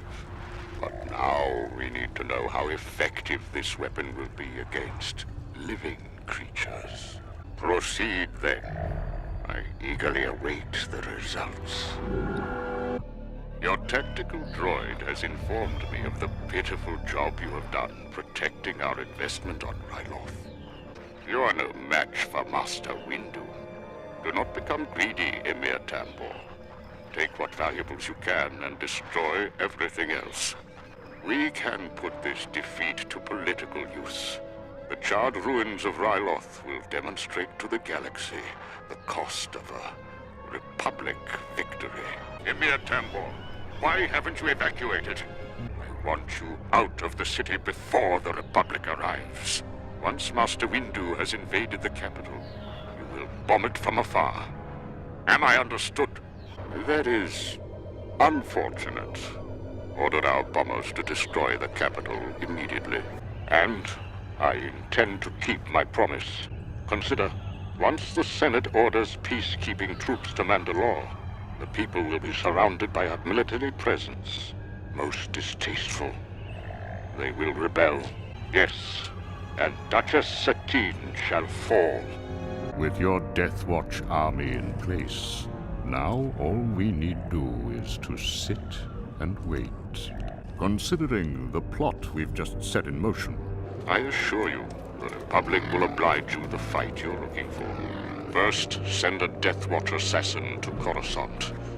The Duchess of Mandalore must die. My lord, everything is going as you instructed. Yes, the people have been worked into such a frenzy that when the Republic does arrive, the Death Watch will be considered heroes. The Duchess Satine will not be in the way much longer. One of the Death Watch assassins is taking care of her. And if you do, you'll hold the planet for perhaps a day. Without the backing of my forces or your people, your revolution will be over before it begins. A neophyte such as you wouldn't know these things, but I do. I have other ways to accomplish our goal. This had better be important. Send a message to Senator Lot Dodd of the Trade Federation. I wish to speak with him immediately. Give your father my condolences. If you want your sisters back, we are here to help. There is a problematic situation brewing in the Senate. We must ensure that everything my master has set in motion does not unhinge. My representatives in the Republic are relying on you, General. See that your droids complete their mission. Have all the preparations been made? Quiet! In accordance with the bylaws of independent systems, a voice vote is required. All in favor of initiating peace negotiations with the Galactic Republic, say aye. All those opposed? The ayes have it. I assure you, gentlemen, your worries are gravely exaggerated. After our attack, the chances of peace will disappear. The banking clan, the Trade Federation, and the Techno Union will all get their fair share. And then some. Your Republic forces have carried out a barbaric attack on our people. And among the deaths was the very sponsor of the peace accord, Senator Mina Bonteri. With her needless death, I must formally withdraw the proposal for peace offered by our Senate. I see Senator Amidala hasn't given up her crusade. It may be time to send her a message as well. No, I think something special is called for in Senator Amidala's case. Take her out of the game. My master. Yes, my lord. She is quite important to me. Master, never. My allegiance is to you and you alone. She's my most trusted. As you wish, my lord. You have already lost the battle, child. I've ordered your reinforcements to return. You have failed me for the last time. You are no longer my apprentice. And now, you shall die. Turn your guns on our command ship and open fire. Precisely. Your work there is finished. Recall the fleet. Master, I have done as you've asked. Asajj Ventress is dead. I can sense the darkness within you. I will teach you the ways of the dark side, but you must prove yourself first. I've ordered your reinforcements to return. You have failed me for the last time, and now you shall die. What sorcery is this? I do not need my eyes to see you, Jedi.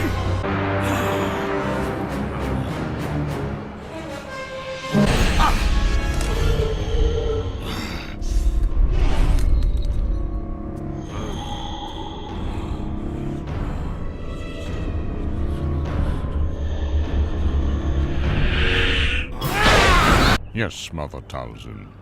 How may I assist you? How would you know of this? It is true that your warriors are of an extraordinary caliber. I shall take you up on your offer. Mother Talzin, thank you for receiving me, sister. I believe the old alliance can again be what it once was. You would only have to pledge your clan's allegiance to the Separatists' cause. We could certainly use the powers of the Night Sisters against the Jedi. As you wish, sister. Thank you. Yes, he was slain on Naboo at the hand of Obi-Wan Kenobi, a warrior of the same caliber. With my last assassin, Asajj Ventress, dead, and the Jedi's attacks against me increasing, procuring a new personal assassin is essential. At last, sister, he certainly is a sight to behold. Yes, he shall. Mother Talzin speaks very highly of your skills. Still, I require proof of your abilities as a warrior. The Jedi are in control of a vital outpost on the jungle planet of Deveron. A temple. Do not be fooled, Savage. The Temple of Edict serves only as a front for the military operations of the Republic. It is essential that we seize the temple if the Separatists ever hope to take control of that corner of the galaxy. You shall go to Deveron and take what is rightfully ours. Is it finished? And the Jedi? Very impressive, Savage. Return to Sereno immediately. You have done well, Savage. I'll have much use for you. I foresee we will do great things together. I shall teach you the ways of the dark side. Soon, your powers will rival that of the great Sith Lord Darth Maul. We will be even more powerful than Lord Sidious.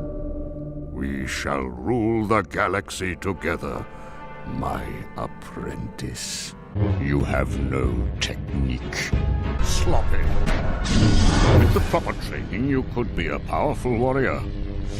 You have a natural ability, but we must hone it. Are you up for the challenge of putting your hate to better use? You must strengthen your connection with the Force, my apprentice. Feel its power within you. Now, lift them. Concentrate. Impossible. The task is only impossible because you have deemed it so. You must connect with your hate. Focus on your power, building Do not think of anyone or anything else. That's it. Your anger is your strength. Good. A wise master does not reveal all his secrets at once. In due time, my apprentice. You have completed the first stages of your training, and I am sending you on an assignment to Toydaria. You will bring me King Katunko, alive. Kill all who might interfere. You ignorant beast! I told you I wanted him alive. That is not the way of the dark side.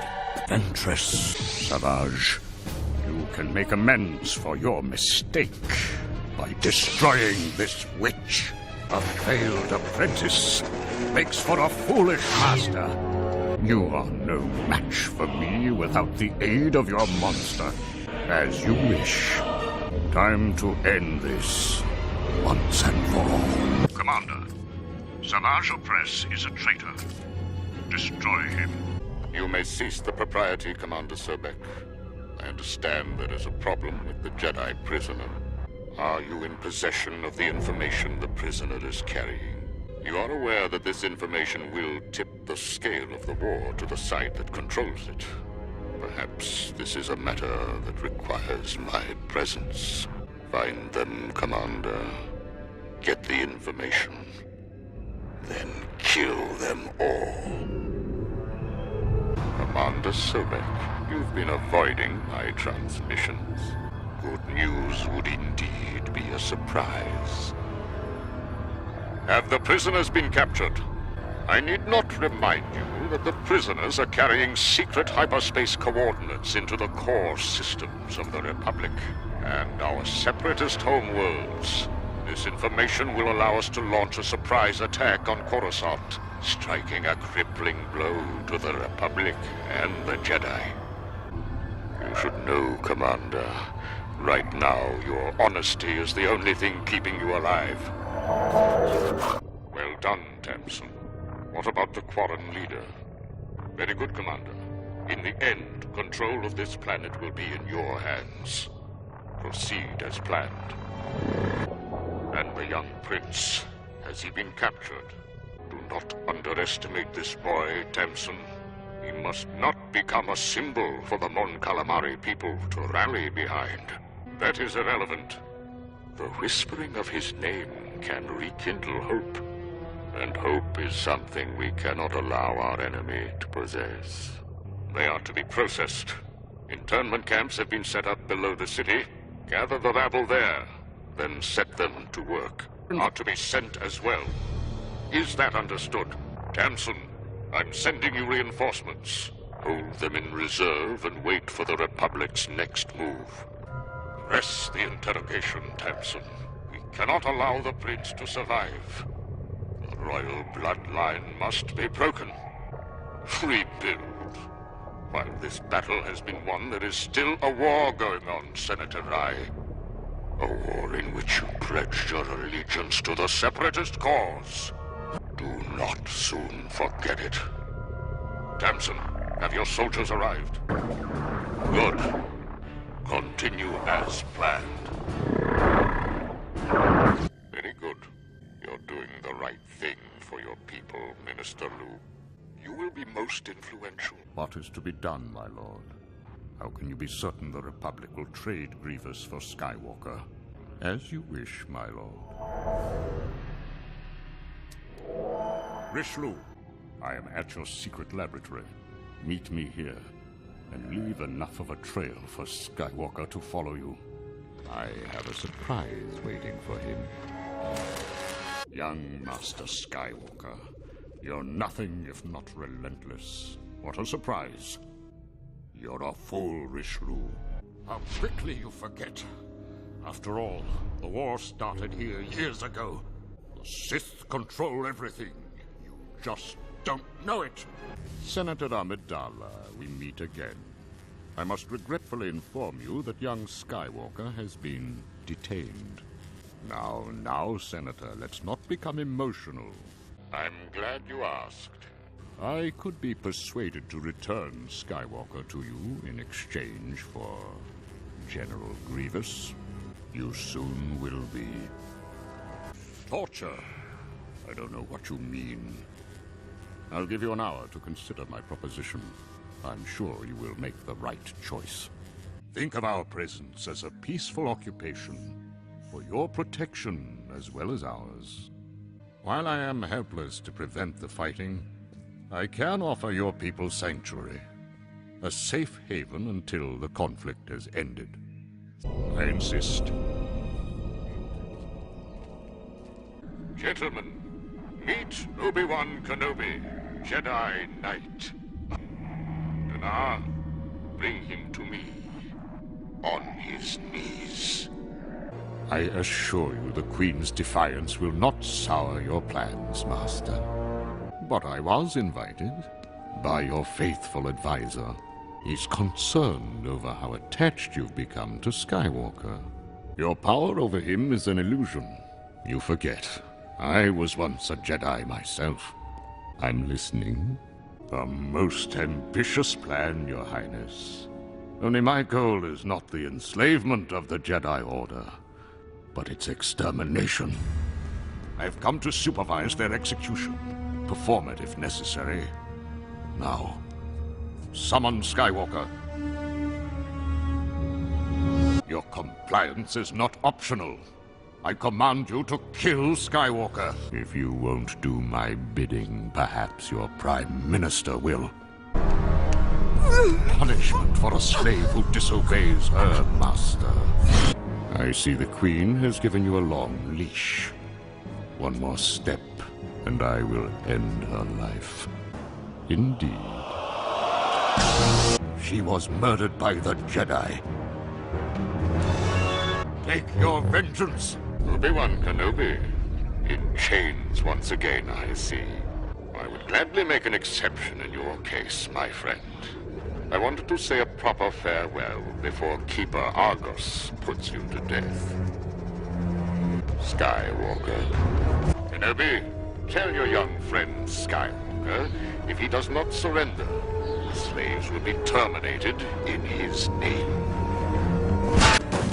Those are some rather strong accusations you have levied against me. Do I? I have done a lot of things, young man, and choose to remember them in order of importance. The death of your mother seems to have escaped me. I think it is time we reacquaint the young senator with his mother. Kill him. No more excuses, Eval. Time is running short.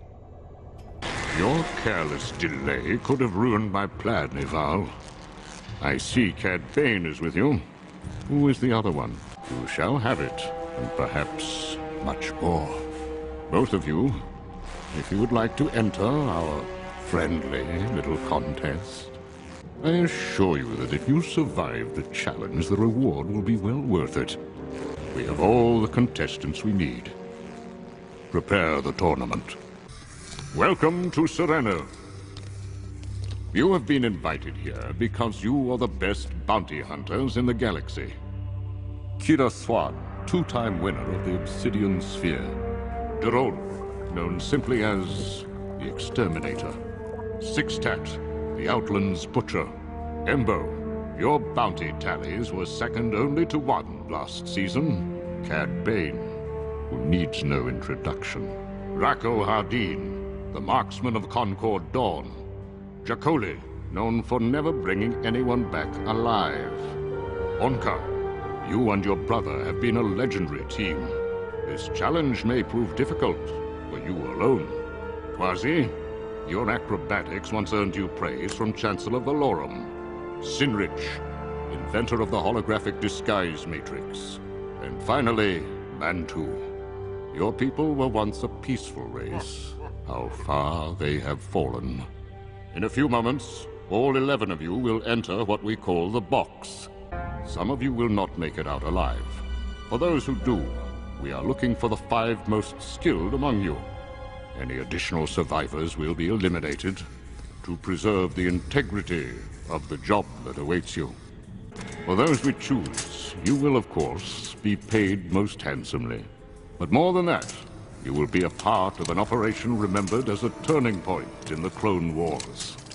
And when we succeed, we will bring the Republic to its pitiful knees. Impressive. I sense something different about that one. Tell me what you know about this Rocco Hardeen. Obi-Wan Kenobi. Hardeen has done it again. I'm beginning to think he may be the best one to lead this operation. Your box does not appear to be as much of a challenge as I thought. Perhaps I should put Hardeen in charge of the mission. You have one last test to change my mind. You heard him, Ivar. Show us what you are really made of. Finish him, Hardeen. Very disappointing. It is unfortunate that your leadership skills are so lacking. Nevertheless, congratulations on surviving the box. Tomorrow you will kidnap Chancellor Palpatine at the festival on Naboo. With the leader of the Republic as our hostage, we will demand the release of all Separatist prisoners. If our demand is not met, the Chancellor will be executed. Either way, we will help reshape the galaxy. Once you are all aboard the transport, Ivar will walk you through his plan. However, the operation on Naboo will be run by Cad Bane. All of you work for him now.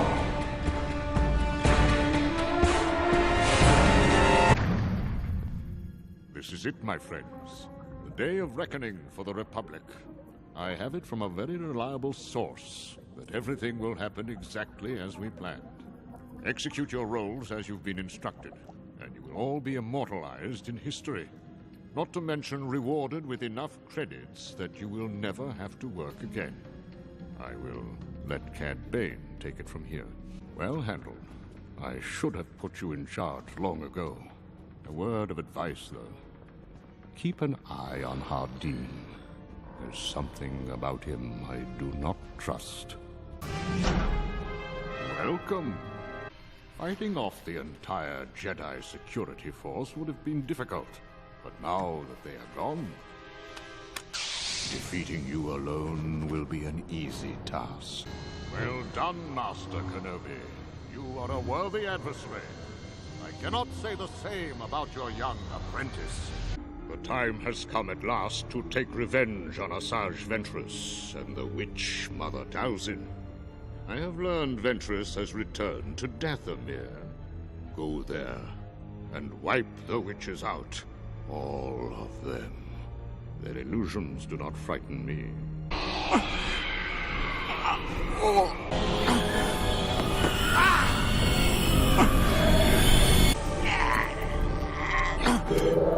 Grievous, you must stop Mother Talzin before she kills me. Follow the witch's magic. It appears as a green mist. Follow it to its source and eliminate Talzin. Quickly! Call off your... And let you and that traitor continue plotting against me. Never!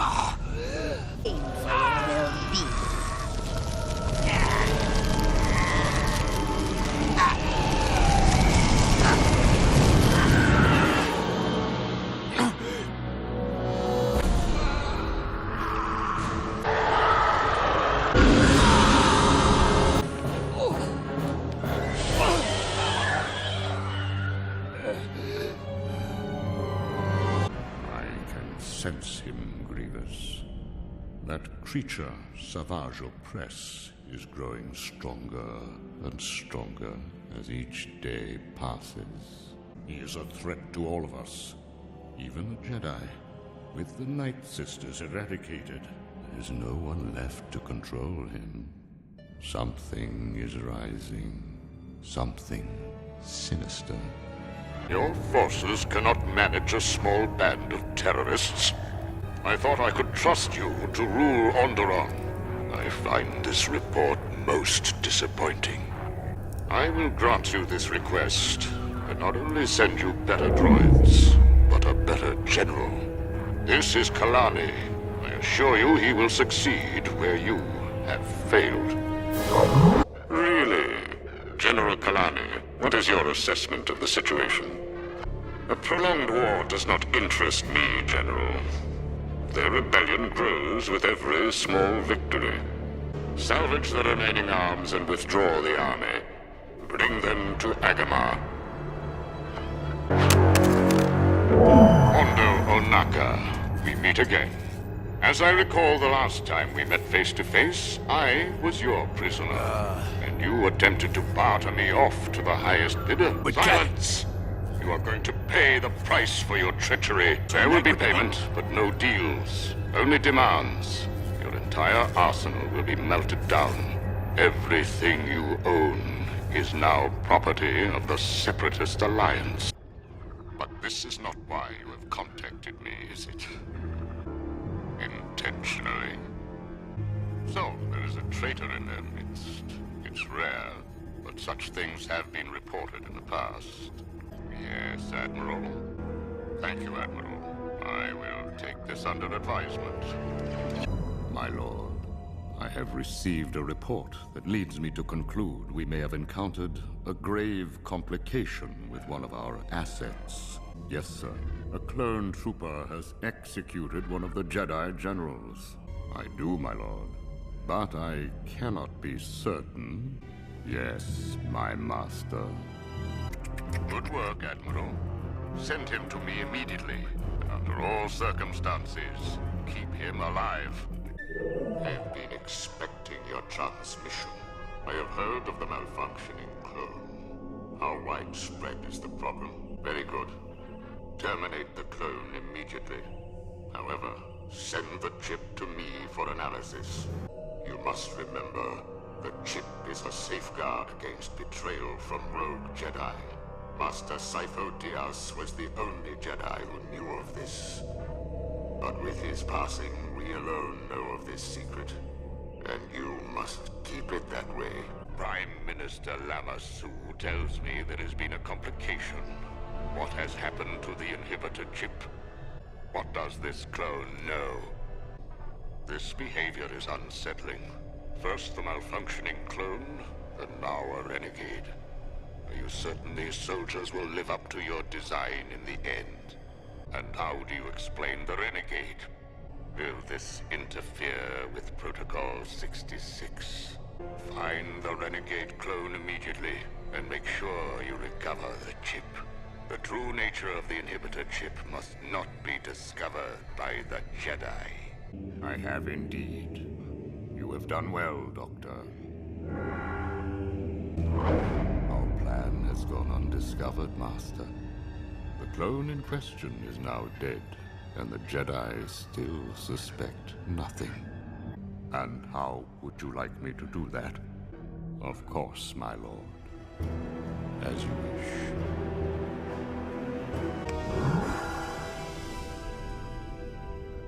Hello, Clovis. It appears we have a mutual problem that I would like to fix. Now, why would we support corruption? What you say is correct.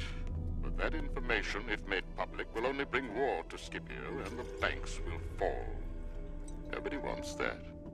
So in the interests of all, I suggest we come to some arrangement. That the banks need new management, and that it could be you. That I would like help. I prefer the term careful.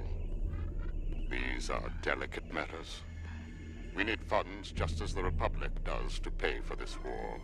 I can give you the location of the secret accounts you are searching for, so you can plead your case to the Senate. We'll even start paying the interest on our loans to show the Republic our full endorsement. Stability in unstable times. The location of the accounts are on this disc. Ah, Clovis. How are you liking your new office? I must say you look very comfortable behind that desk. Come, my boy. You don't think I'd let such an important day pass without wishing you the best of luck? Well, of course it has. The Separatists are fully behind your appointment. After all, aren't we the ones who put you there? Is that so? Quite the idealist you have become in so short a time. To collect on my investment. How do you think the Republic would like to know that it was I who supplied Rush Clovis with all the information he needed to topple the leaders of the bank? Oh, but you can't. I put you in power. You belong to me. And if you want to stay in control, you will do as I say. Then I'm afraid the Separatists will be unable to pay the interest on our loans.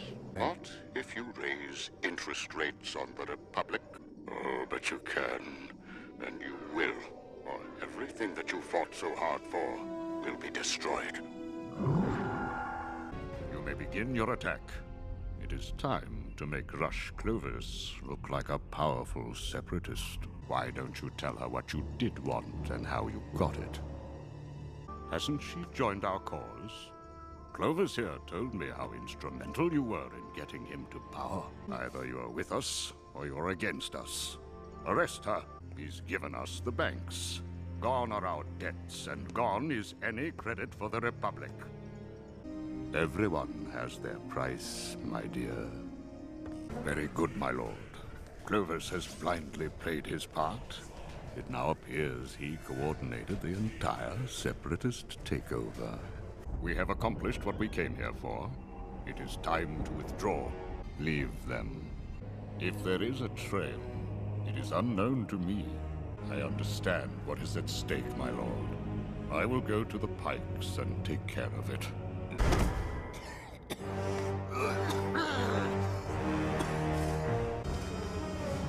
Sometimes things are just that important. I told you everything you needed to know on Geonosis all those years ago, Kenobi. You should have joined me. Sifo-Dyas understood. He saw the future. That is why he helped me. Yes, Master. I was telling them the tale of when you faced the giant Terentatek on Kashyyyk. What a terrible beast it was. We had wonderful adventures, Master Yoda and I. Coming, Master. Tell Lord Sidious I am on my way. My old master. Yoda. How can this be done, Master? But will he not sense our presence? Bring these gypsy vermin to the Palace of Justice. Stolen goods, no doubt. Take them from her. A baby? A monster? This is an unholy demon. I'm sending it back to hell, where it belongs. I am guiltless. She ran, I pursued. My conscience is clear. What must I do? What? I'm to be saddled with this misshapen...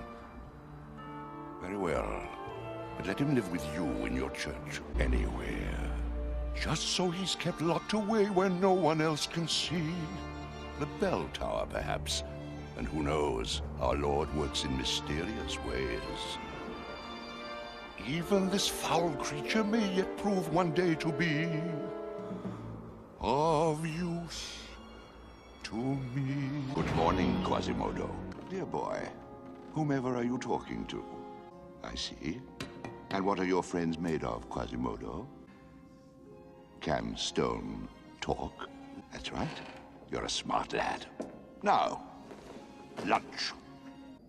Shall we review your alphabet today? Very well. A, B, C, D, E, good, F. Excuse me, you said festival.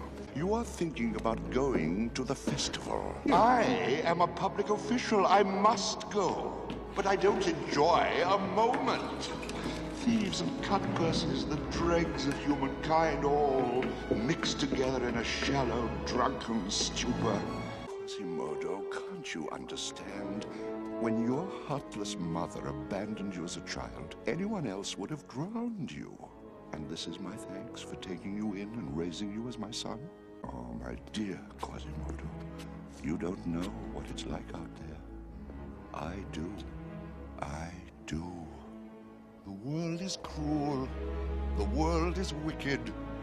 It's I alone whom you can trust in this whole city. I am your only friend. I who keep you, teach you, feed you, dress you. I who look upon you without fear. How can I protect you, boy, unless you always stay in here, away in here? Remember what I've taught you, Quasimodo.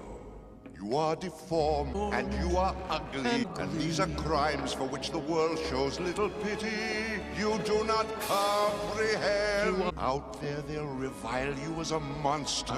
Out there they will hate and scorn and jeer. Why invite their calumny and consternation? Stay in here. Be faithful to me, grateful to me. Do as I say, obey, and stay in here. You are forgiven. But remember, Quasimodo, this is your sanctuary. Stop! He's up. Wait between lashes. Otherwise, the old sting will dull him to the new.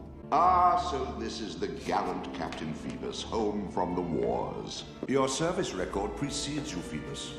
I expect nothing but the best from a war hero of your caliber. Yes. You know, my last captain of the guard was, a bit of a disappointment to me. Well, no matter. I'm sure you'll whip my men into shape. You've come to Paris in her darkest hour, Captain. It will take a firm hand to save the weak-minded from being so easily misled. Look, Captain, gypsies. The gypsies live outside the normal order. Their heathen ways inflame the people's lowest instincts, and they must be stopped. The real war, Captain, is what you see before you. For 20 years, I have been taking care of the gypsies, one by one. And yet, for all my success, they have thrived. I believe they have a safe haven within the walls of this very city. A nest, if you will. They call it the Court of Miracles. You know, I like you, Captain. Shall we? Duty calls. Have you ever attended a peasant festival, Captain? Then this should be quite an education for you. Come along. Look at that disgusting display. In a moment, Captain. A lesson needs to be learned here. You, gypsy girl, get down at once. I forbid it. How dare you defy me? Silence! Mark my words, gypsy. You will pay for this insolence. Captain Phoebus, arrest her. Witchcraft. Find her, Captain. I want her alive. Good work, Captain. Now arrest her. I'm waiting, Captain. Then drag her outside and... You think you've outwitted me? But I'm a patient man, and gypsies don't do well inside stone walls. I was just imagining a rope around that beautiful neck. Such a clever witch. So typical of your kind to twist the truth, to cloud the mind with unholy thoughts. Well, no matter. You've chosen a magnificent prison, but it is a prison nonetheless. Set one foot outside, and you're mine. Beata Maria, you know I am a righteous man. Of my virtue I am justly proud. Beata Maria, you know I'm so much purer than the common, vulgar, weak, licentious crowd. Then tell me, Maria, why I see her dancing there, why her smoldering eyes still scorch my soul. I feel her, I see her, the sun caught in her raven hair is blazing in me out of all control. Like fire, hellfire, this fire in my skin, this burning desire is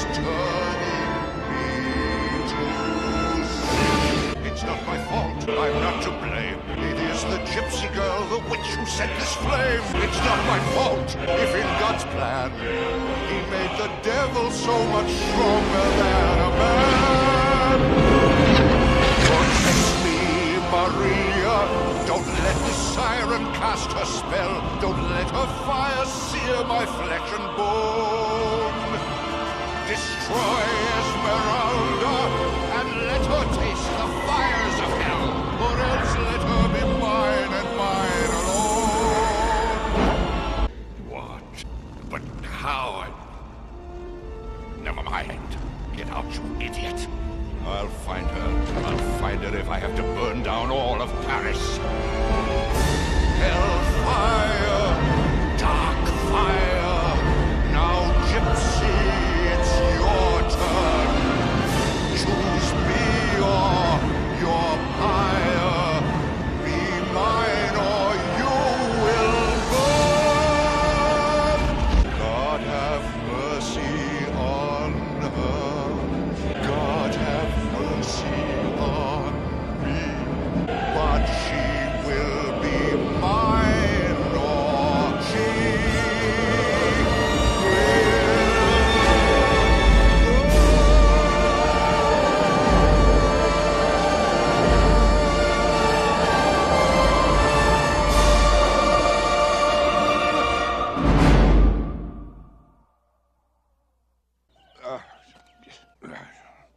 I had a little trouble with the fireplace. Find the gypsy girl. 10 pieces of silver for the gypsy Esmeralda.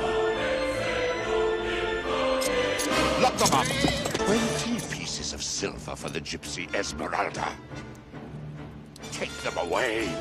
We found this gypsy talisman on your property. Have you been harboring gypsies? I'm placing you and your family under house arrest until I get to the bottom of this. If what you say is true and you're innocent, then you have nothing to fear. Burn it. Until it smolders, these people are traitors and must be made examples of. But you were trained to follow orders, insolent coward. The sentence for insubordination is death. Such a pity. You threw away a promising career. Get him!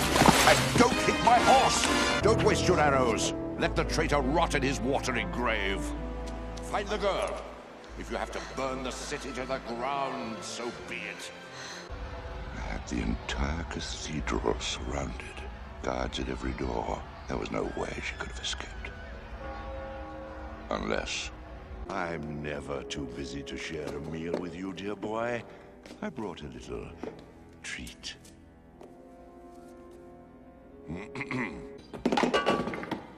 Is there something troubling you, Quasimodo? Oh, but there is. I know there is. I think you're hiding something. You're not eating, boy. What's different in here? Isn't this one new? It's awfully good. Looks very much like the gypsy girl. I know. You helped her escape! But I know all Paris is burning because of you! You idiot! That wasn't kindness, it was cunning! She's a gypsy! Gypsies are not capable of real love! Think, boy, think of your mother! But what chance could a poor, misshapen child like you have against her heathen treachery? Well, never you mind, Quasimodo. She'll be out of our lives soon enough. I will free you from her evil spell. She will torment you no longer. I know where her hideout is, and tomorrow at dawn, I attack with 1,000 men. Nor would I. After 20 years of searching, the Court of Miracles is mine at last. Dear Quasimodo, I always knew you would someday be of use to me. Why, he led me right to you, my dear. And look what else I've caught in my net.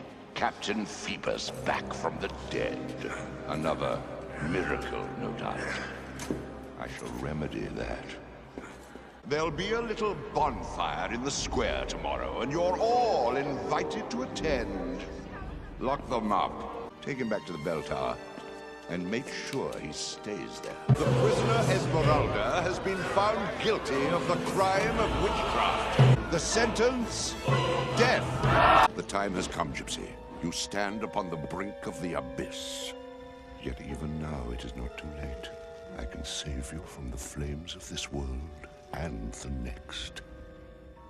Choose me or the fire. The gypsy Esmeralda has refused to recant. This evil witch has put the soul of every citizen in Paris in for justice, for Paris, and for her own salvation. It is my sacred duty to send this unholy demon back where she belongs. Quasimodo! Captain, seize the cathedral. Come back, you cowards!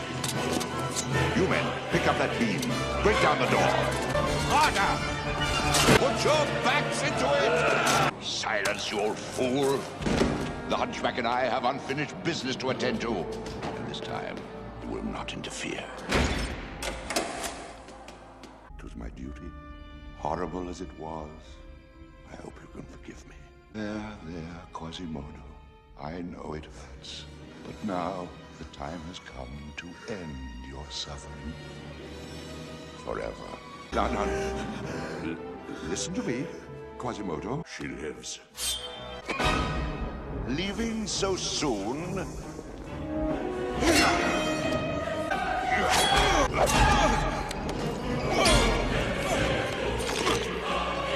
I should have known you'd risk your life to save that gypsy witch.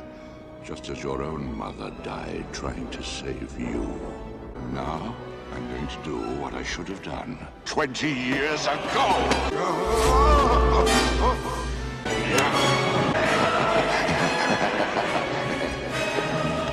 And he shall smite the wicked and plunge them into the fiery pit.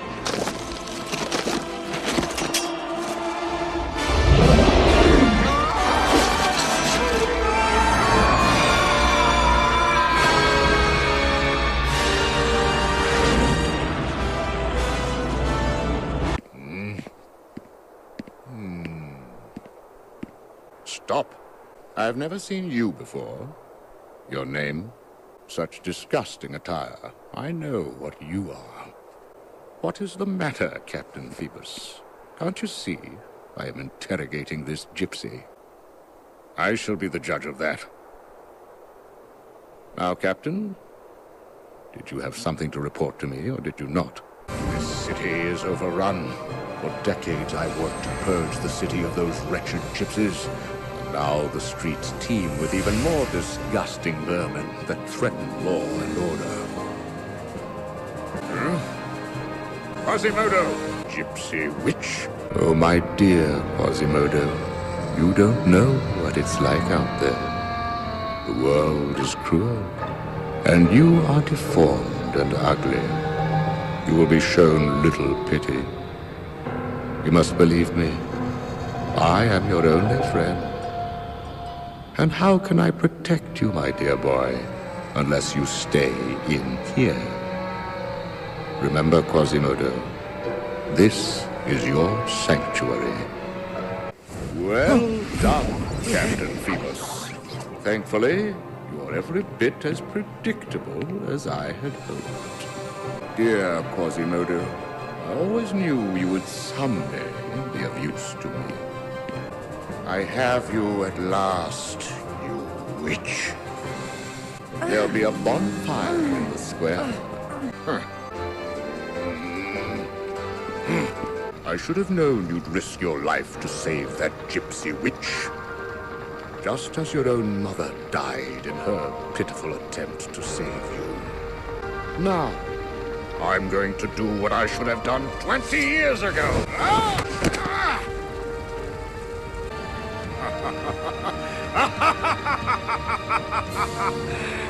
And he shall smite the wicked and plunge them into the fiery pit forever!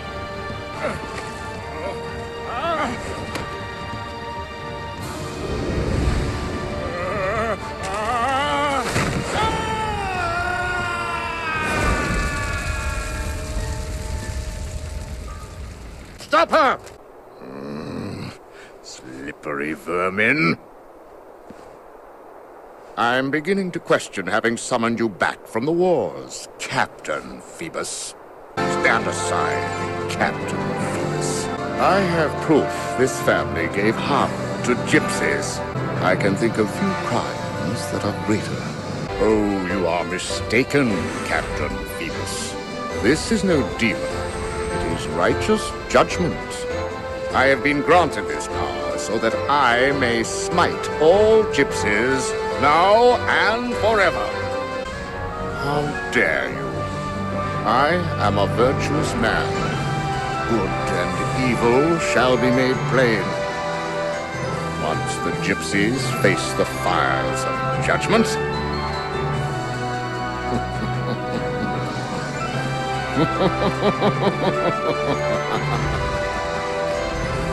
you've come to Paris in her darkest hour, Captain. It will take a firm hand to save the weak-minded from being so easily misled. For 20 years, I have been taking care of the gypsies. And yet, for all my success, they have thrived. I believe they have a safe haven within the walls of this very city. Stamp them out, one by one.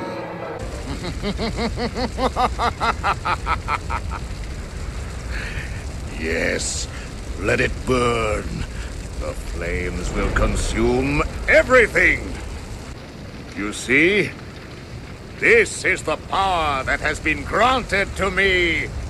Again, you are wrong. Now you will be judged, just like the rest. Judgment is mine! Save it, Queenie. Everyone's fairer than you. This doesn't reflect well on me. You seek an answer, and an answer I see. And all I'll reveal is it's not about me. Of all the clubs that one might review, the House of Mouse is the fairest, it's true. That is my line. What is it that you wish to know? The answer you seek is... Please deposit more coins. You'll have to pay for that. The spell that was cast cannot be broken by the waving of wands and spells misspoken.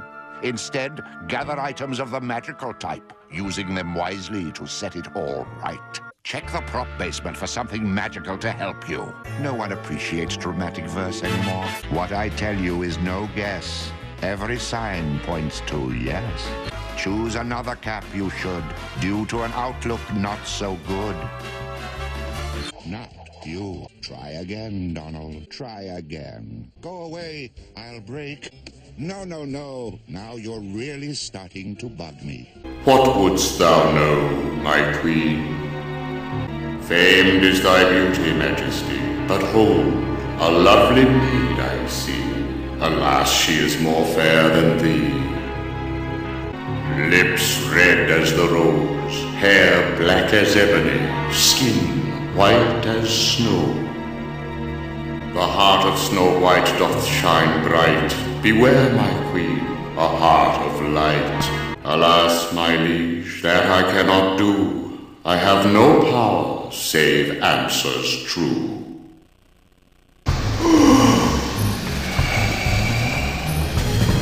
Beyond both light and dark he dwells, where war was waged upon the fells.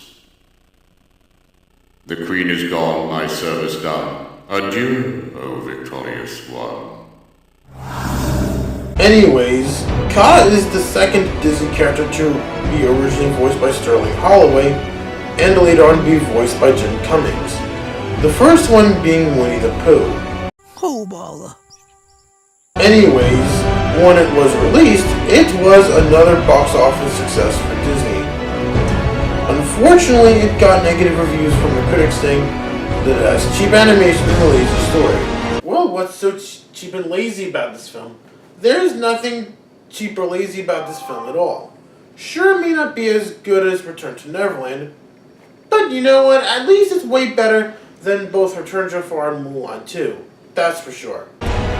Originally, like with The Rescuers, Fantasia, Peter Pan, and Mulan, There was supposed to be a third film of The Jungle Book, in which it would have been similar to Madagascar 3, Europe's Most Wanted, but unfortunately it got cancelled. Really? During that same year, Piglet's Big Movie was released. This is the first time that a Winnie the Pooh film would ever borrow elements from the original books by A. Milne, since Winnie the Pooh and A Day for Eeyore. John Fiedler is the only original voice actor to ever reprise his role in this film as well as in Pooh's Heffalump movie.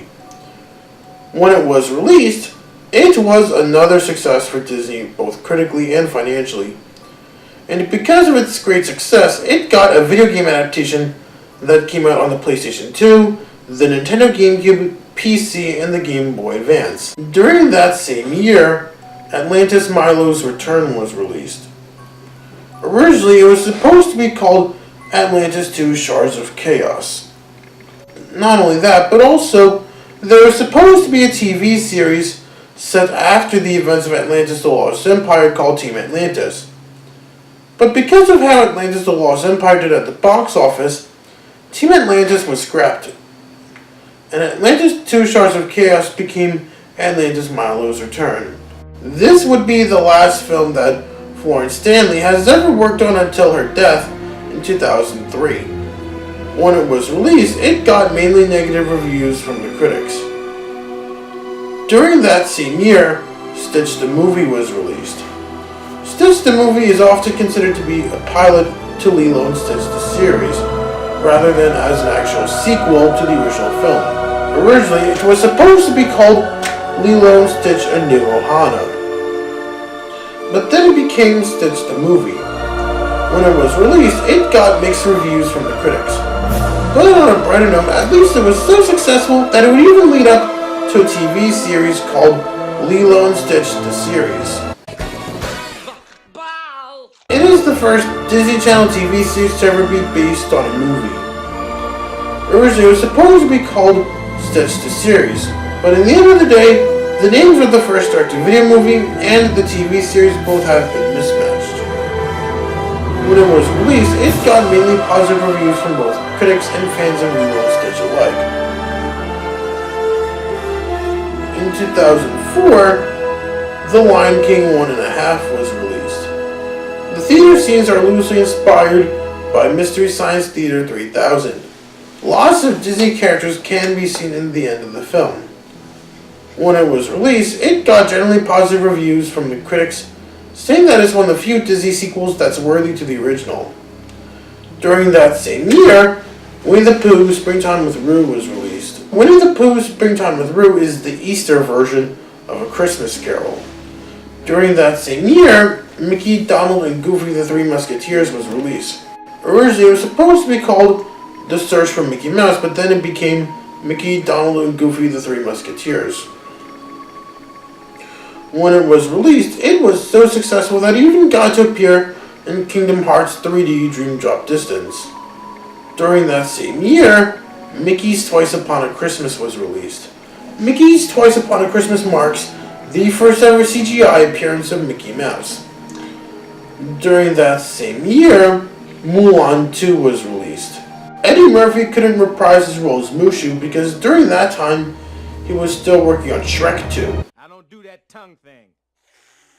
When it was released, it got mainly negative reviews from both critics and fans of Mulan. In 2005, Pooh's Heffalump movie was released.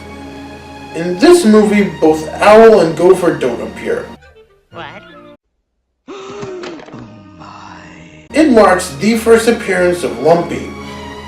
When it was released, it got generally positive reviews, but sadly it didn't do good at the box office. During that same year, Tarzan 2 was released. The critics hated it for being unnecessary, but also praised it for its great animation. Well, at least I can tolerate this film more than how I can tolerate Mulan 2. During that same year, Lilo and Stitch 2 Stitch Has a Glitch was released. In this film, Lilo is voiced by Dakota Fanning, who also did Sally from The Cat in the Hat, Kim Possible as a preschooler, and Coraline. During that same year, Pooh's Heffalump Halloween movie was released. This marks the last time that John Fiedler would ever do the voice of Piglet until his death in 2005.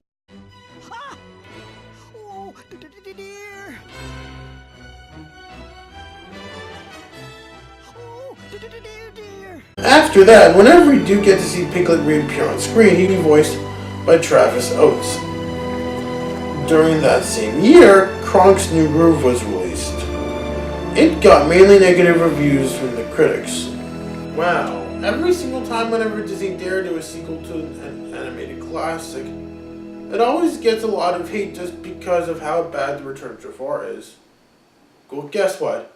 Newsflash, this is not a good reason to hate over a certain trend of movies. Anyways, in 2006, Bambi 2 was released.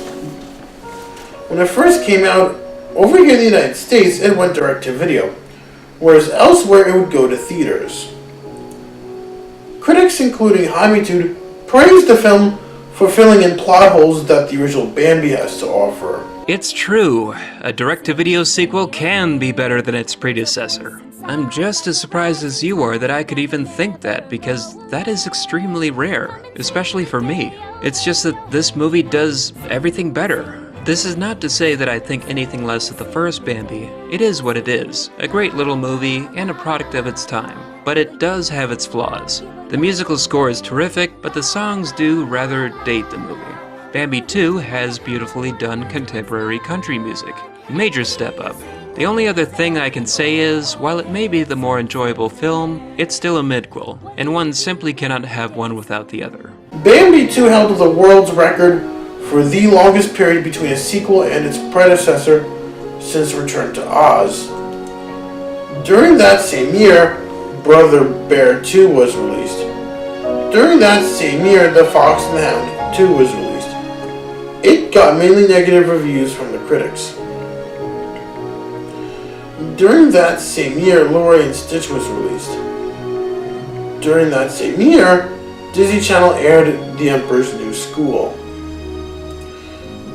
During that same year, Playhouse Disney aired Mickey Mouse Clubhouse. It became Disney's longest running animated TV show, beating out DuckTales.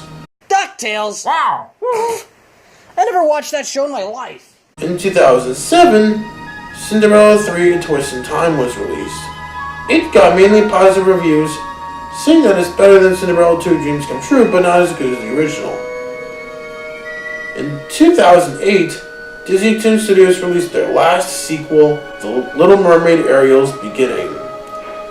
After The Little Mermaid Ariel's Beginning was released, this is where John Lasseter would then cancel all future sequels to the animated classics just because of how bad The Return of Jafar is.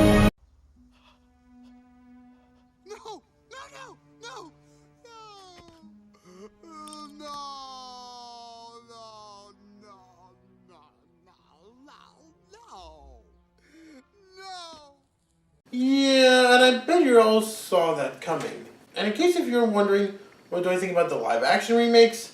I will say this. I am getting sick and tired of live-action remakes. Seriously, if filmmakers really want to revisit any Disney classics, well, why can't they do it as an animated sequel? That's not that hard. In 2011, Disney released Winnie the Pooh. This was the last hand-drawn animated film that Disney has ever worked on. In 2012, Disney released Wreck-It Ralph. It was so successful that it would even be nominated for an Academy Award for Best Animated Feature, but sadly lost to Brave, and would appear in the world of crossover media, with the likes of Sonic and All-Stars Racing Transformed and Disney Infinity. On June 30th, 2016, Disney announced plans for Wreck-It Ralph 2. And I have an optimistic feeling that Wreck-It Ralph 2 should make Disney go back into making sequels again, just like what they previously kinda did with The Rescuers Down Under.